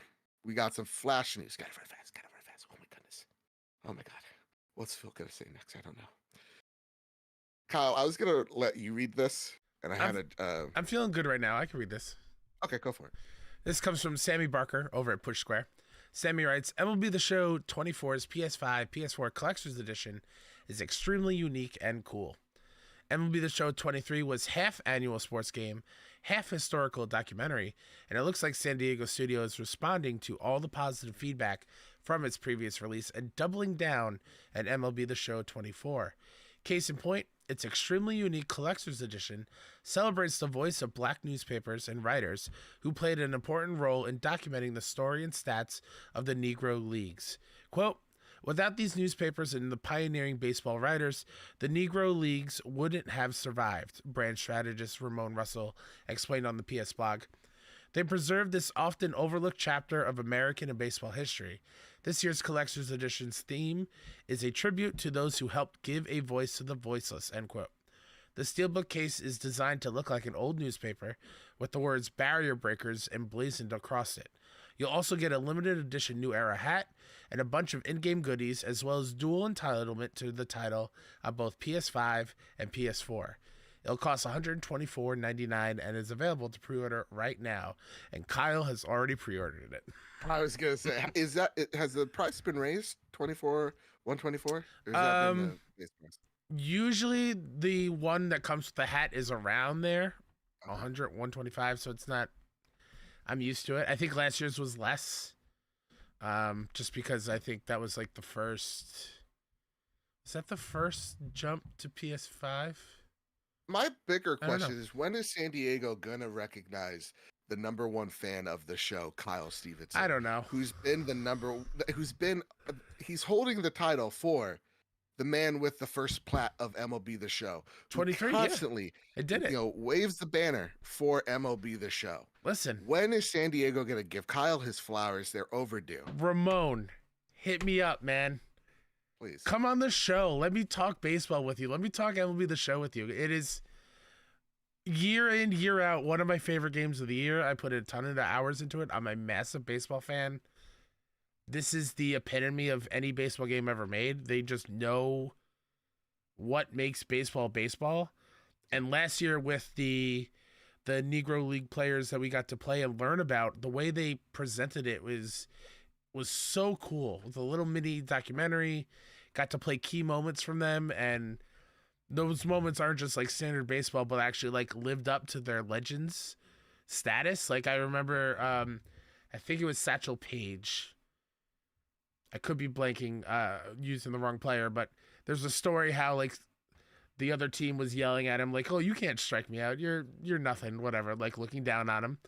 And he told all the outfielders and all the infielders to come in and sit around him on the grass while he pitched. So nobody was fielding the ball, and he struck out the side with nobody in the field. Wow. And you got to play that in last year's The Show as you learn about this player. So the fact that we're potentially getting more players to learn about, and the importance to them, not just, again, just in baseball, but for American history and what they did to push the game forward and just society forward, is awesome. I love that they're doing it. I'm glad that it's the full collector's edition. That hat is so cool.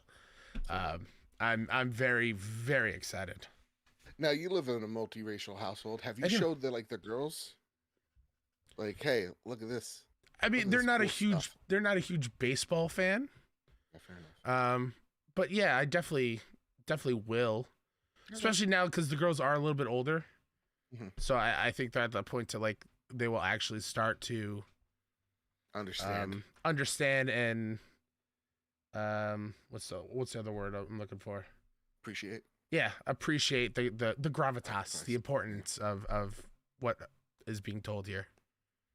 Yeah. I want to watch. I think it was the Jackie Robinson one, the movie with Chadwick and, 42. Harrison. Yeah, I really want to watch that. So Yeah, it's real good.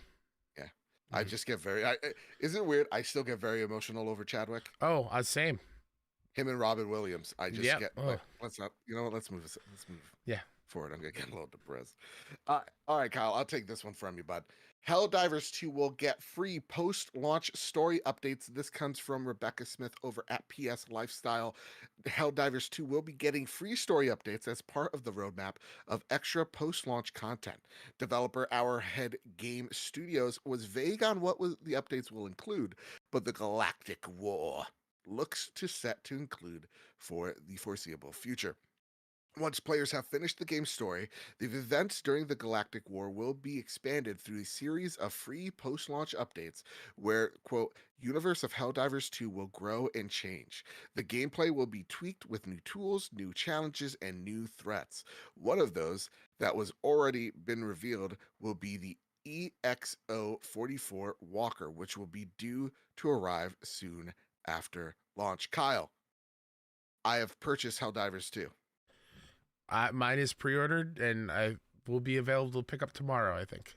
Oh, darn, you got... part of me now wants a physical. I mean, at this point, if they're going to be gone by the wayside, I want to get them as You're right. much as I can. Right. Damn. And I really like the cover. Anyway, and you see that as a digital boy, I can live the hybrid life. Now you have a PS5 that can actually play discs, so... Exactly. I can appreciate it. Yeah. I will be playing this game tomorrow night at 10 p.m. Eastern Standard Time. Come join me. I will play this time. I will not be really tired and depressed from work. I promise you. Friday, I will be there at around 10 p.m. as well. Actually, you know what? Heck it. Let's just do it. and Saturday. So Thursday, Friday, Saturday, join me in the Discord, 10 p.m. Eastern Standard Time. We're going to be playing some Helldivers 2 together. If Kyle's not dead or dying, he will be there too. Or other previous obligations, because I just signed him up for it. There you go. Come join us. Let's be Helldivers. This looks like a ton of fun. And dude, it's killing it on Steam right now. Yeah, it's great. It's like, I think it's like number 1, number 2 game on Steam. That's awesome. Who would have thought? Yeah, during Steam Next Fest too. So yeah, PlayStation putting their games on other platforms seems to be wild. Working out. All right, love you, Xbox fans. Kyle, have you seen this? Have you heard about this? Spider-Man New Game Plus on the way. Yeah. This comes from the way of Insomniac. In all caps. Our next update coming March 7th. Our title update for Marvel's Spider-Man 2 PS5 arrives next month and adds highly requested features like New Game Plus, new suits, and more. Watch our social media for a complete list of features closer to release. Kyle Stevenson. Joseph Moran. Spider-Man came out. It sure did. And I'm not saying that like, oh, it came and what, dude. What is it? October, November, December. January? I'll tell you why you feel that way. I'll tell you why I feel that way. Because Baldur's Gate took over our lives after Spider-Man. Yeah. That's the only reason why Spider-Man feels so far away. And Alan Wake. Too. Yeah. Yeah. Like, and honestly, like, I just want to thank Insomniac because, like, I have nothing but fond memories of this game. Yep. This game got me through a really hard time in my life, losing Marty. And so, like, thank you all so much. New Game Plus, new suits. I'm really excited for new suits and actually New Game Plus because there is part of me I'm like, let's go back. I know me and my brother like still are like talking about it. He's so excited when I told him the news. What do you think more is though, Kyle? Probably first, maybe the name of the first DLC. Do you think we're getting DLC? Oh yeah, I think so. Do you think so? If we're getting DLC, do you think that's going to be the thing that supplements maybe this holiday? Oh, so I don't think it's going to be as big as a Miles. Okay, right. I don't think it's going to be that big. I see it as how Spider-Man PS4 had City That Never Sleeps and right. the other two, like similar, smaller, bite-sized thing, but it's going to have a good like self-contained story among that DLC or maybe another one. Yeah. So I would love there to be another DLC. I think there's a lot of ideas that they can work with there. You know, and not knowing anything from like the Insomniac Act because I truly forget a lot of what was in it. Yeah. So like I don't know if it was there, but I would love to see that. I would love to see some type of like deep, you know, a DLC that is substantial. And I think that's how you get people back in it and engaged with it. So, yeah, I would love. Like, listen, we got Venom. Well, do we waste like a let's just say somehow Carnage gets into the world? Nope. No. We're gonna save that for like a game. You think? I think you do. Like maybe you're helping out Tombstone with some things in the DLC. Oh, that's nice. Yeah. Like a villain that we already know about. Fair. I don't think they bring in or at least a villain that isn't to the stature of a Carnage or another like giant Sinister Six kind of villain, you know. Fair. Yeah. Really quickly though, to this announcement and the reason why social media is filled with a bunch of dum-dums. What? The first reply I saw underneath this was somebody goes, "No one cares. Where is New Game Plus?" And then Insomniac replied with, "Well, boy, do we have news for you." Like how high out of your mind or just real dumb do you have to be to not even compute what you just said and what that tweet is?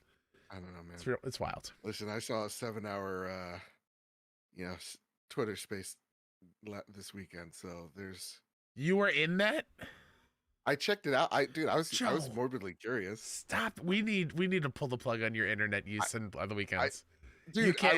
I was bored at work and I'm like, let me just see what the dumbest people on earth have to say. I imagine it's like Yeah, Uh, tell me how you imagine it, and I will tell you how close you are. just physically, right? I'm Yeah. thinking Doctor Strange and the Multiverse of Madness.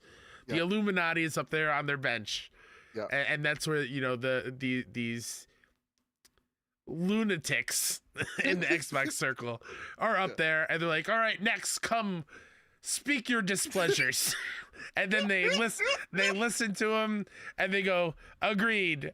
Next, and then that's just what it is the whole time. And if someone says an ounce of not outrage, they send them to the gulag. They just kick them out. Like, that's what I imagine that being. Kyle, you're 100% right. So dumb. It was really dumb. It was really dumb. It's just, to me, I sat there going, all these creators are in panic mode, not because of what's happening to Xbox, but because their lazy content is they're gonna have to put effort into it. Oh, they have to adapt. Oh no. I know, and again, half of them are dummies, and they're not going to. Like, real talk, that's what, like, I sat there going, like, man, how many times have these people ruined dialogue, ruined, discourse in gaming because they got to get their dumb plastic, like, console war arguments in there, and now they have to actually make content of substance if whatever happens is true. Amazing. Excellent. And again, it's not like an Xbox or PlayStation thing, because we've got PlayStation people in there, and I'm just thinking, like, y'all on the high horse now. Just wait a few years. Just wait.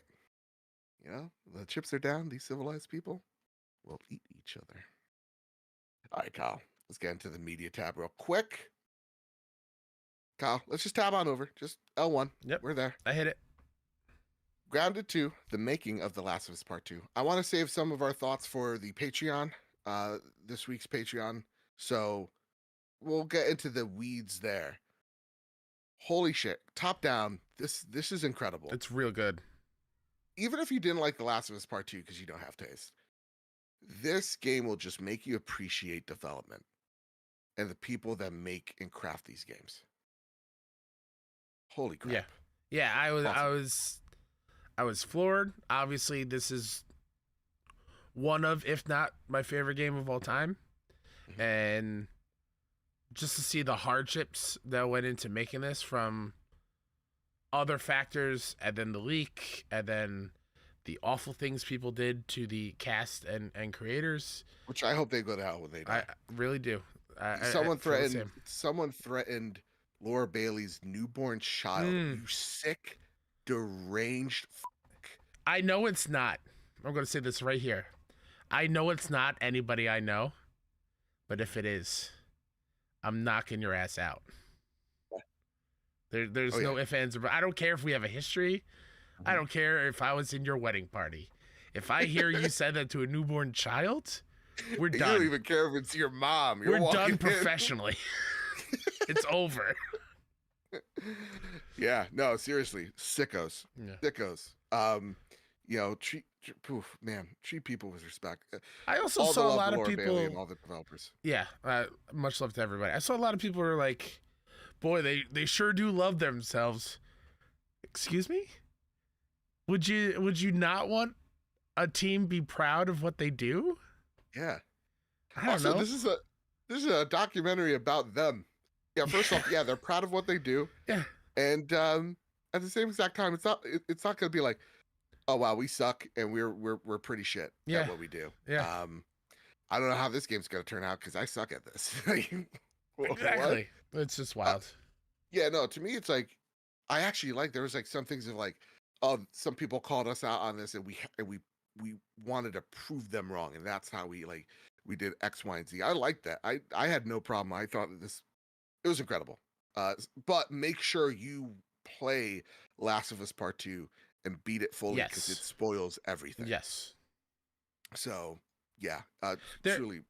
There is one thing that I wish we got more of. What's that? And I won't go into details, but I don't want to spoil anything for anybody. I wish we got more Shannon Woodward. Yeah. The voice of Dina. I wish we heard a little bit more of Shannon. I don't know if she's like in the commentary of the game, of the remaster, because I haven't started that yet. But Yeah. I love Shannon and I love Dina, so I would have loved to see her perspective a little bit more. Also, shout out to Haley Gross, who helped write Shout Last of Us Part 2. out.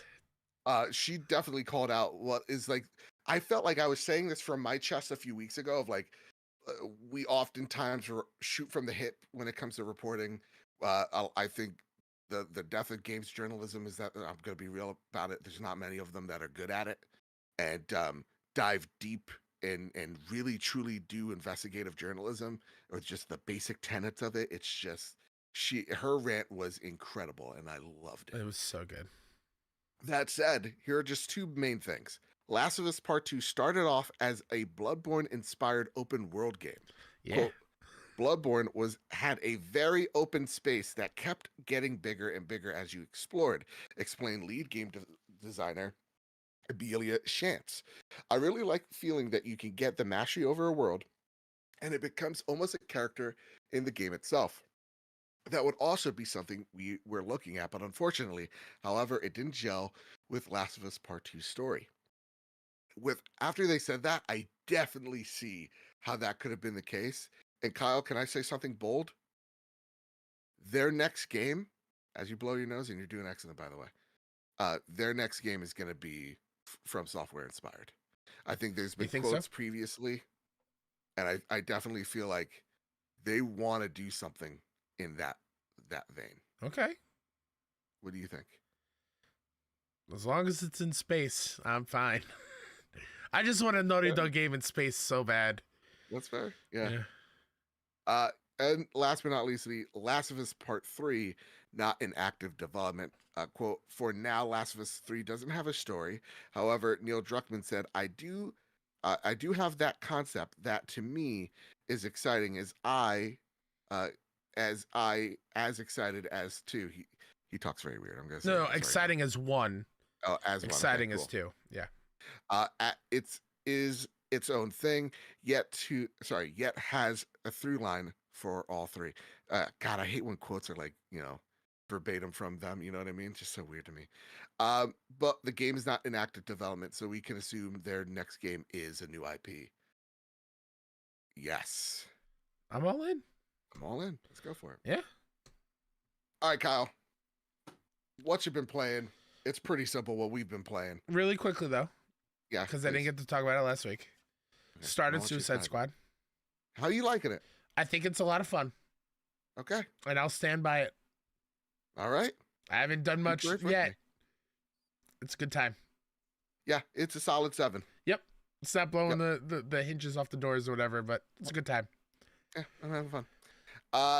Listen, I played a little bit of the Final Fantasy VII demo, but Kid Chameleon writes in, I don't have a question per se, more like a statement. Rebirth is life. I'm so flippin' ready. No demo for me, though. Your boy is going in fresh like a newborn baby. So, listen, I'm going to put timestamps in here so you get to skip this if you want to go completely blind. Before you skip the time codes, and if you're like Kid Chameleon, though, the demo right now, if you complete the demo that is what everyone has, you will have the option to skip that part in the main game, so you don't have to play it twice. So that's really cool. Just as a heads up, they did say that after the fact. So if you do want to play it and not have to worry about playing it again, they are giving you that option, which I think is really, really cool. I like that. Brody writes in, hey guys, hope everything is well. My question this week is, how are you guys enjoying the Final Fantasy VII Rebirth demo? I'm personally waiting for the full release to play it, and I'm excited. Any prediction as to how successful this game will be, and in which domain do you think this game will be successful in? Synergy, combat, storytelling. Thanks, guys, as always, for delivering the best of the best. So, Kyle, real, high level here. Did you play the demo? Did you beat it? What are your thoughts on it thus far? Not only did I play the demo, I played the OG from front to back and platinumed it mere days before the demo. It's incredible. It's incredible. It does some. It's a success on two fronts. Okay. it's a great follow-up to Remake so far. All right. And it is a great follow-up to what OG fans know of what's happening. Oh, wow. Because this whole demo is a very important part in the story of the OG Final Fantasy VII. No Demo spoilers. I'll just say it takes place in Nibelheim, which is a very pivotal town in the story. Okay. And as I'm going through this demo, I see little hints at the story and where it's going. I'm getting chills just thinking about it, like of who these characters are. Yeah, learning more about Cloud and Tifa and Sephiroth and I'm so happy I replayed the OG game. Aerith, and I'm the demo is only it centers around Cloud. No, I think it's all of them. No, the demo centers around Cloud. I don't know about you. Okay. I'm not trying to spoil anything. That's legit not a spoiler. Okay, fair enough. Everyone is fine and safe. Okay. In the town that they're in as Cloud tells the story, because this is a flashback. Gotcha. That's what the demo is. But like playing the OG, playing through Crisis Core for the first time this month, getting little tiny hints at what they say to each other. I'm like, ooh, this is really, really, really, really, really cool. Yeah. There's some nitpicky things gameplay wise. I don't love pressing circle to vault over things. Thank you. I'm not a huge fan of it. Yeah. Yeah. Not a fan of it either. I'm not a there's a lot of guiding going on. So like I want to explore, but they force you to walk real slow. Yes. As a way to be like, no, go this way. Cuz they don't want you to explore that area yet. And I think that's just the demo. Yes. 1,000,000%. But that combat is what Remake is, and it's still solid as all hell. The new synergy moves are incredible. Incredible. I love the new menu look. Like everything just looks next level, and I can't wait. I said it on the State of Play Live React. I have wild thoughts of what the story is, Rebirth is, and what we're getting, and I'm here for it. The fact that we're 3 weeks away. Dude, I'm getting holy pumped. Crap, man. I'm excited. I know. Again, like I'm right there with you. It's like for the most part, this is more Final Fantasy VII Remake. And Rebirth introduces a little bit like deeper, yeah, you're right, combat synergies and all that. But it's more of what you loved. And in I think a much more like vibrant, wider way where it feels like I get the sense of that there's more freedom here. Sure. My nitpick is because, and I'll say this, Final Fantasy VII, I've come to the real conclusion after an hour playing it. Final Fantasy VII is my preferred combat over 16. I just love how that, and I really hope more of that in the future of Final Fantasies. Honestly, as much as I loved Final Fantasy 16, I think 7 is just, oh my god, so good. And it's so timeless. Like even like the Sephiroth like symphony in the back, like that. God. Oh my god. The music, incredible, is next level. Yeah. DNS in the chat. 400 songs recorded, which is what they said in the State of Play, which is wild. And you don't really notice it unless you're told it, and then once you're told it, you notice it all the time. But the way the music works when you're going into a battle, it kind of flows from the overworld music into the battle music, but the battle music still has the same themes of the overworld. Yep. And then once the battle is done, you seamlessly go back into the non-battle version of wherever you are in the world. You can totally see why there's 400 songs, and every single one's a banger. I don't care. They're all stellar. Yeah, seriously. I'm so excited to be back in here, man. It's good. Yeah, again, it's more Final Fantasy VII Remake in terms of like combat, but I think the level design's greatly improved. Though I really want them to find a different way of like level layout. I don't know. It's something with Final Fantasy I'm battling. I could see they have grander visions in terms of like open world. Well, here's the thing: is because this isn't open world yet. Right. In a few weeks, they're gonna do an update to the demo to give us an open world section, Jesus and we'll get Christ. to experience open world, because I do think our little nitpicks, like with the vaulting, whatever, will go away when we have the freedom to just explore the open world, which is what Rebirth is. You're going from Midgar, which is very, suffocating and linear, a lot of hallways, to here's the worlds, go explore, find all these cool new towns, and everything's not gray and underneath giant metal plates. And I'm excited for that moment. That part of the demo, I might wait just to the full release. I might not play that part. I want to experience that for the first time with my copy. But yeah, there is a cool thing where like you're telling a story, and it's about like you're exploring, like, again, I don't think this is a spoiler, but you're exploring Tifa's room, and like there's a piano there. Yeah, Tifa's from Nibelheim. And like you're playing the piano, and like it's straight up an homage to like, hey man, we really love The Last of Us Part 2's guitar. Oh yeah. And this is our version of it. And I've seen so many people play like different songs on that keyboard. I sent you one of like the Kanye West song, and like it's cut so damn well. I'm like, I'm so hyped. Let's go. But there's a funny thing as you're telling the story. It's like Tifa's like, you went into my room, and you could ask to go in your closet. Your closet. She's like, you went in my closet, and you have the choice of like, no, I didn't, or you can say yes, and they all go, Cloud, you asshole, and then Barrett's is like, you should know better.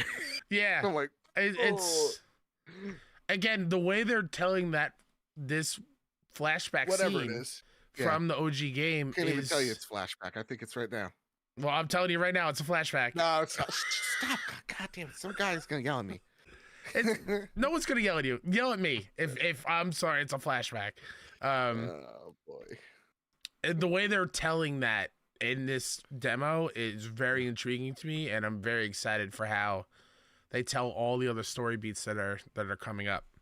That state of play was awesome. I've rewatched it at least 6 times. Dude, it looks so good. They showed off so colorful. a whole lot, but that's for like fans of the OG game who've played through it.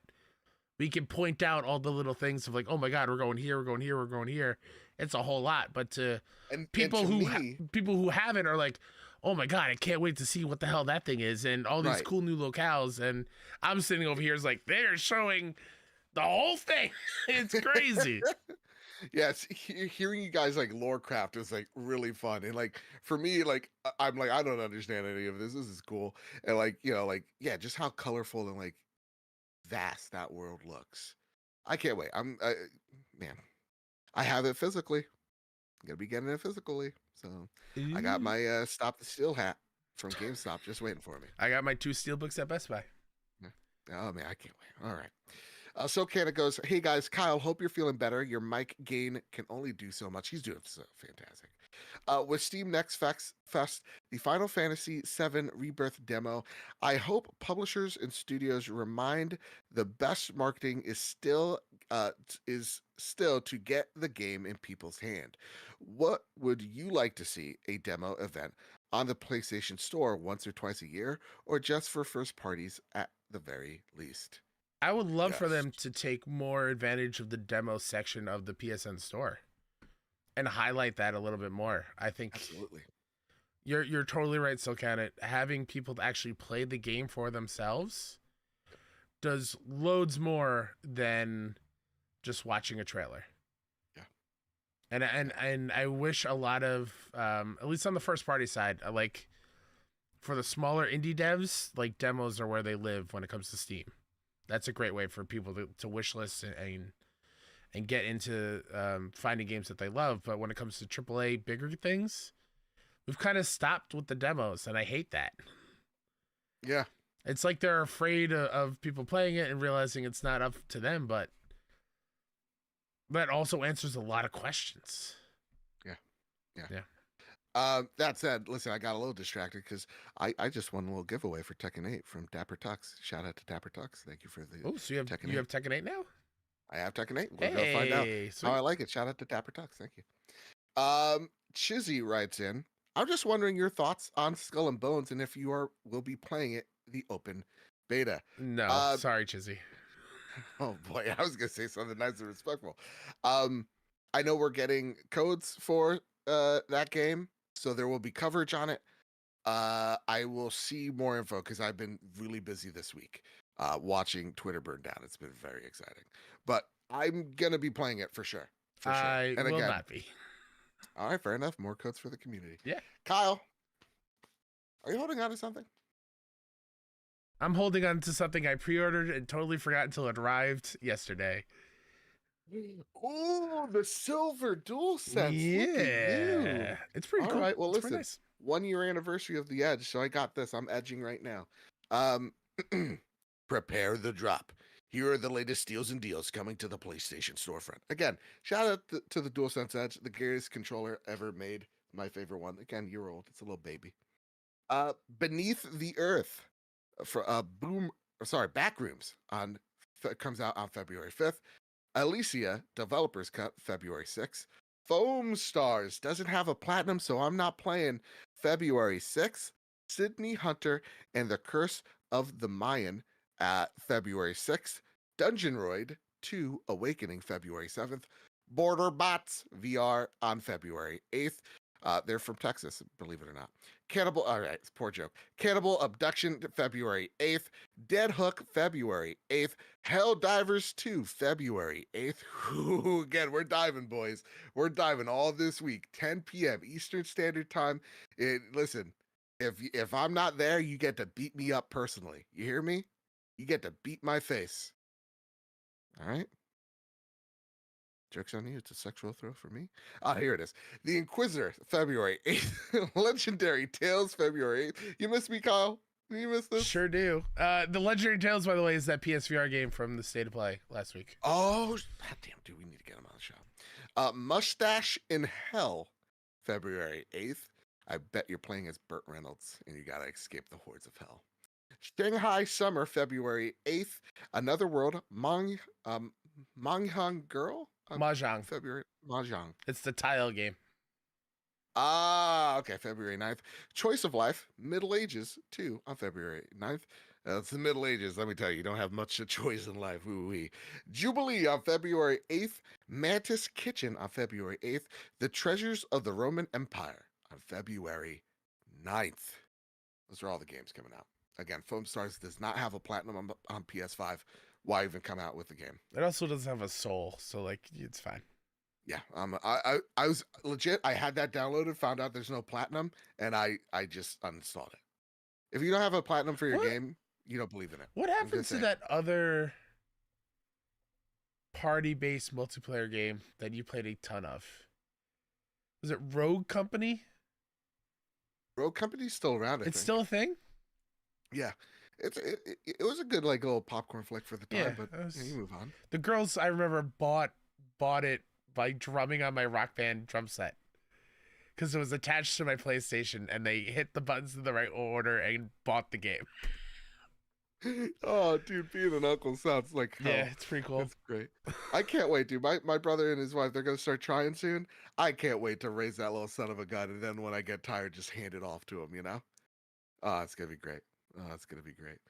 That said, they also wanted to say if it's a girl, they're gonna call her Ellie, and I'm like, you better not. You better not.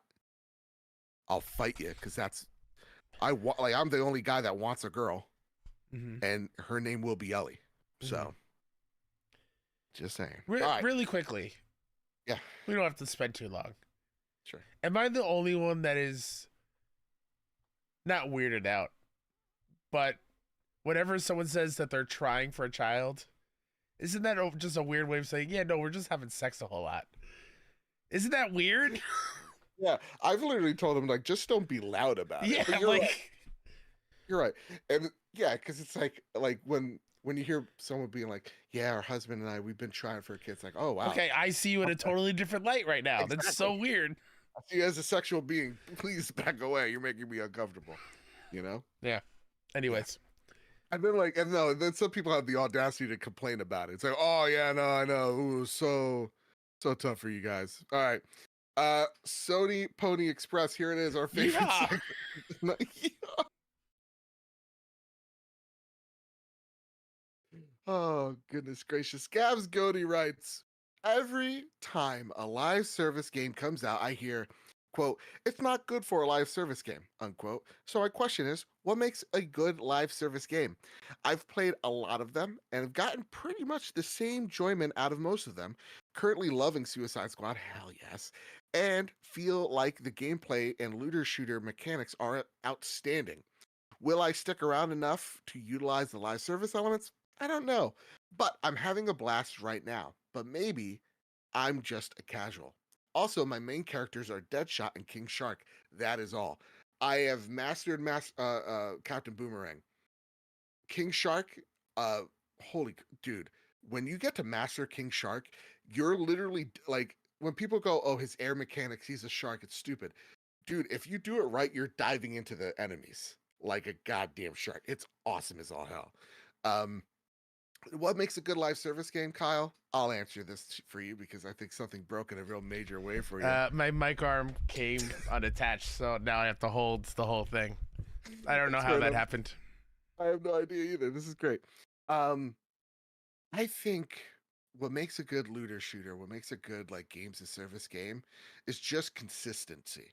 Consistency, clear messaging of what you're bringing to the player base, and when it comes to its content, it has to be robust. So like the thing that is missing out of Suicide Squad, I'm gonna be honest, is like a good story that keeps me going. That's my biggest problem. It is light on the content for now. Maybe in a month that changes with the Joker and other cool stuff. But like that's what you need. You need like, you need your dungeons, you need your raid, you need the side content that keeps you around. You need the chase of the next, big piece of loot. That's what makes a good looter shooter. Hmm. So like games like Destiny have crafted and mastered that.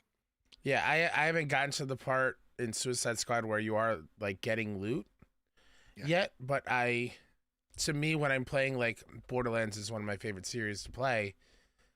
That thrill of finding the next level of loot, like going from a green to a blue to an orange to like a Yeah. gold, like that's got to be rewarding enough where you are getting upgrades, but at Mhm. a steady clip. Like you're not only getting one every 500 drops or whatever. Like Yeah. you got to be some sort of rewarded and engaged. So Yeah. it's kind of what I look for in those games when I play. Similar to like MLB The Show, which has been rough. Fair. Like you pull packs to get the cards to play with, and sometimes getting diamond players is like 1 out of 100 packs, and that is tough. Yeah. When it feels pay to win, it sucks. Also, like gear that looks dope as hell. That's usually the thing I chase for. Cowboy Danger D writes in question for the Sony Pony Express. Yeehaw! For the layoffs going on, do you think there is an interesting study to be had from a business and learning standpoint? Last year, we had some of the most amazing games ever. Yet, on the offset, we had a sickening amount of layoffs. Are games getting too big? I believe the expectation are being set too high. It's becoming a vicious cycle. Expectations are set high. A game is great, but not selling like they want it to. Folks lose their jobs. Do you think that this will start hindering creativity in gaming? And do you think this will halt folks from wanting to go into the industry? Absolutely, it's doing that. It's creating. Here's the problem, right? Xbox just laid off 1,900 people, and they're both from entry level to veteran status employees. Now, people who have just got their degree have to contend with people that have 5+ years of experience. And how many times you go on Indeed or something and you look at, oh, entry level, 5 years experience wanted, like that's a problem. And we are losing talent that way. The other problem is expectations. Um, you know, I feel as though there are the people that are pouring money into games. I still have the expectations. We're in 2020 and we're stuck in our houses, um, where spending was at an all-time high. It's coming back down, and now you're seeing them course correct, quote unquote, and that means people lose their jobs and projects get pulled.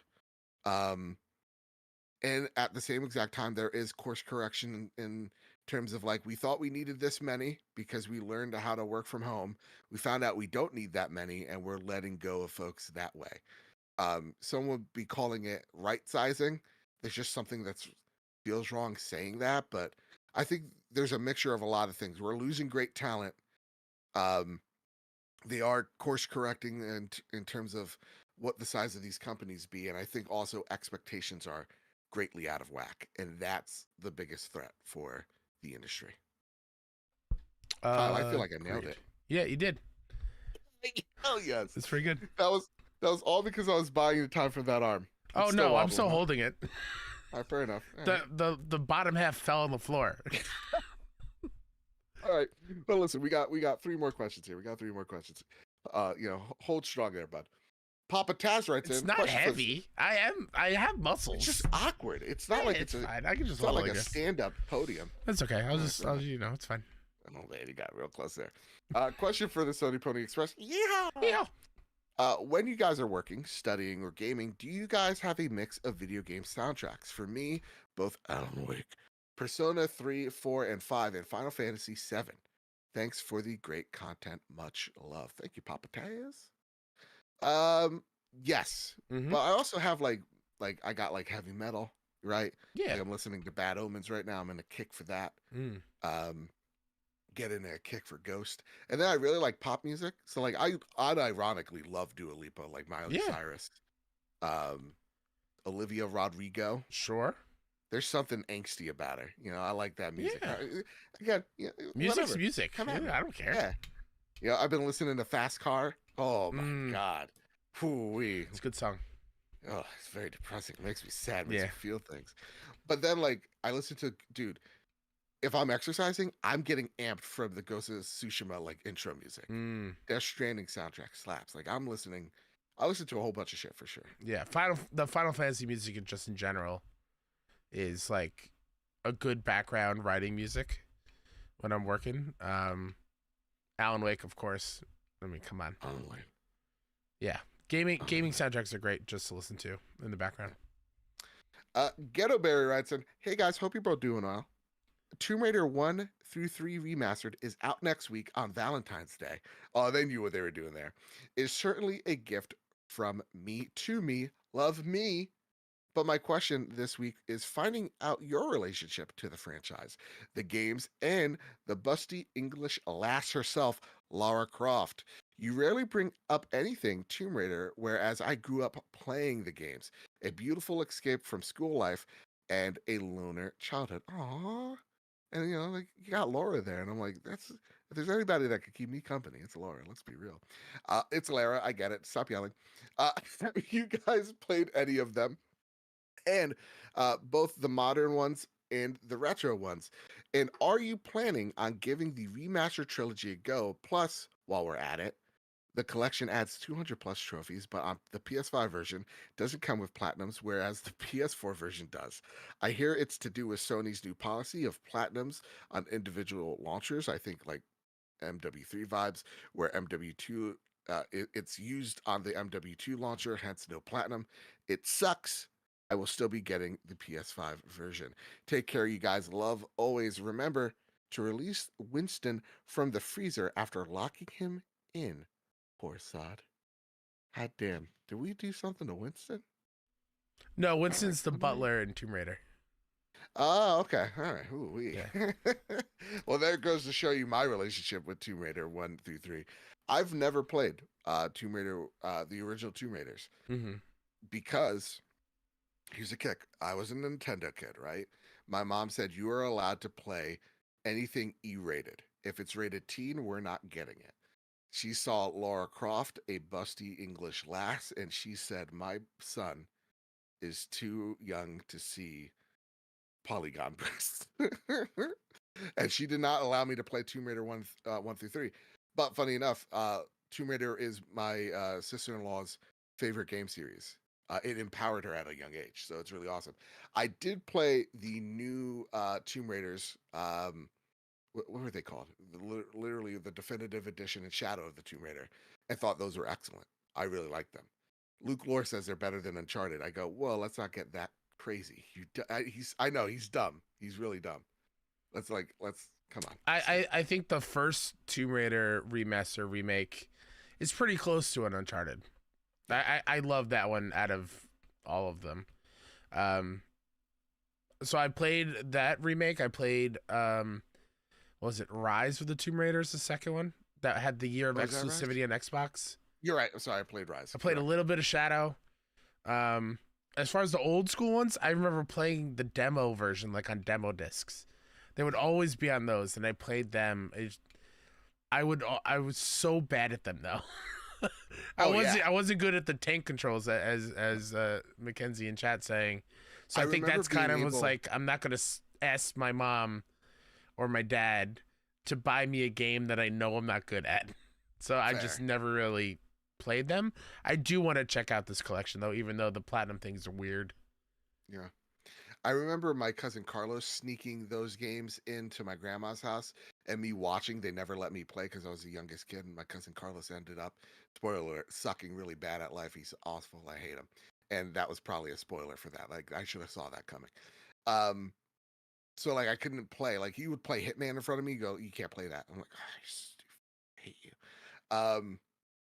But I remember getting Tony Hawk, and I'm pretty sure, I don't know how, my memory saying I got it from a Scholastic book fair. I think.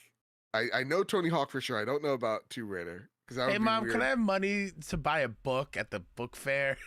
And you ended up getting erasers and stupid looking Not me. I bought a smelled. shit ton of Goosebump and Animorphs books. You kidding me? Bro, Captain Underpants, just the goat. The goat. So like, yeah, I remember getting that, and I'm like trying to get my Packard Bell to work because I didn't understand how PCs worked. Still don't. And I'm like, why won't Tomb Raider work? Like, I could get past maybe half the first level when she's in the temple, and it just crashes. Same with Tony Hawk. Rest in peace, man. Man, remember, guys, at this time, I'm like 6 to 9 years old, right? Like, it was a struggle, but man, being a kid gaming, you gotta love it. That said, the trophy system, Sony's got to fix that policy. It sucks. So I'm gonna definitely try these out. I'm gonna wait for reviews though. I hope we do get a code, but I know there's a lot of requests for it, so I don't know if we can't promise you that. But I'm gonna wait for reviews because this is Aspire doing the remaster. Though graphically, it looks very impressive what they've done. They also handled the KOTOR remaster, and that was very shitty. So, yeah. Last question of the night. Bertos Maximus writes in, my question for the Sony Pony Express. Yeah. I recently started playing Modern Warfare 3 and wanted to get your guys' opinion on the style of campaign mission they have put in. Do you think it fits the aesthetic of Call of Duty's campaigns? And why do you think they have changed this? As always, stay safe, keep on hunting. Also, never stop these podcasts from your friend from across the pond. Thank you, Bertos Maximus. I did not like Modern Warfare's campaign at all. And I did not like the approach of this weird open world, quote unquote, but we're really just using big team battle maps. You could see how rushed that game was. Now, rumor has it one of the future Call of Duties are going to use a Far Cry-esque way of like traversal and level design. They really got to prove something here because I did not like MW3 in the slightest. I think it is a lesser game than MW2. Gotta be real. I know that's an unpopular opinion, but I hold onto it. I like MW2 way more, not just the campaign, but multiplayer as well. I haven't played a Call of Duty in years, so I no comment. Fair enough. And listen, that has been the Trophy Room this week. What an amazing episode this was. I feel gosh dang confident in what we've delivered here. But Kyle, I miss you so much, buddy. I miss you too. Is there anything you'd like to spotlight before we get on out of here? Myself, Mr. KSEP, pretty much everywhere. Go follow all the indie game coverage that I do over at 61indie.com, as well as 61indie on all social media sites and YouTube. This Saturday, Mike and I are going in to film the March showcase. So let's hope the coughin and the nasalness goes away. It's going to be an awesome show. Really. Oh yeah, I have been drinking tea. Okay, good. Really cool surprises that I'm not telling anybody. Oh, Nobody. Silk It's Song's gonna be fun. dropping. Listen, Team Cherry is in my DMs. I don't know what you're saying. What? Take You that. heard that? Yeah, fanboys on social media saying whatever That's you right. want to say to get clicks and views. That's right. That's right. They aren't really. I don't know them. No, no, they are. They are. You kidding me? And I love you Yeah. all very much. Thank you for, just the well wishes. It means a lot. Seriously. Thank you all in chat as well for hanging out with us. Chat was very lively tonight. Thank you all so much. Foolish Fuji's, Silk Cannet, Sean McKenzie, Jose Jimenez with in there earlier, Dan S, Silk Cannet, Desamine, all you guys. Thank you all so much. Jeeves, Jordan, Hida. Ooh wee. Thank you all so much for coming in, dropping by, and thank you all for listening. If you like this show, it really does help us out. Patreon.com/PS Trophy Room. We got some big bills coming up.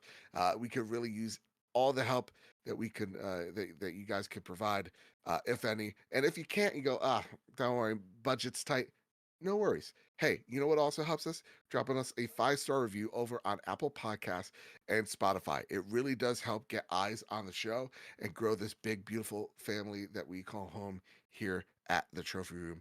Make sure you're following me over at Mr. Badbit when I go live. Well, not going live. I'm not going to stream Helldivers, but join me in Helldivers at Mr. Badbit on Twitter and Mr. Badbit on PSN so we could go drop and, fight some bugs and robots and all that stuff. So, with all that said and with all that out of the way, everybody, keep your wits about you, keep hunting, and keep playing PlayStation. Thank you. And good night, Jacob Hudson. Bye. Love you. Okay, we're off.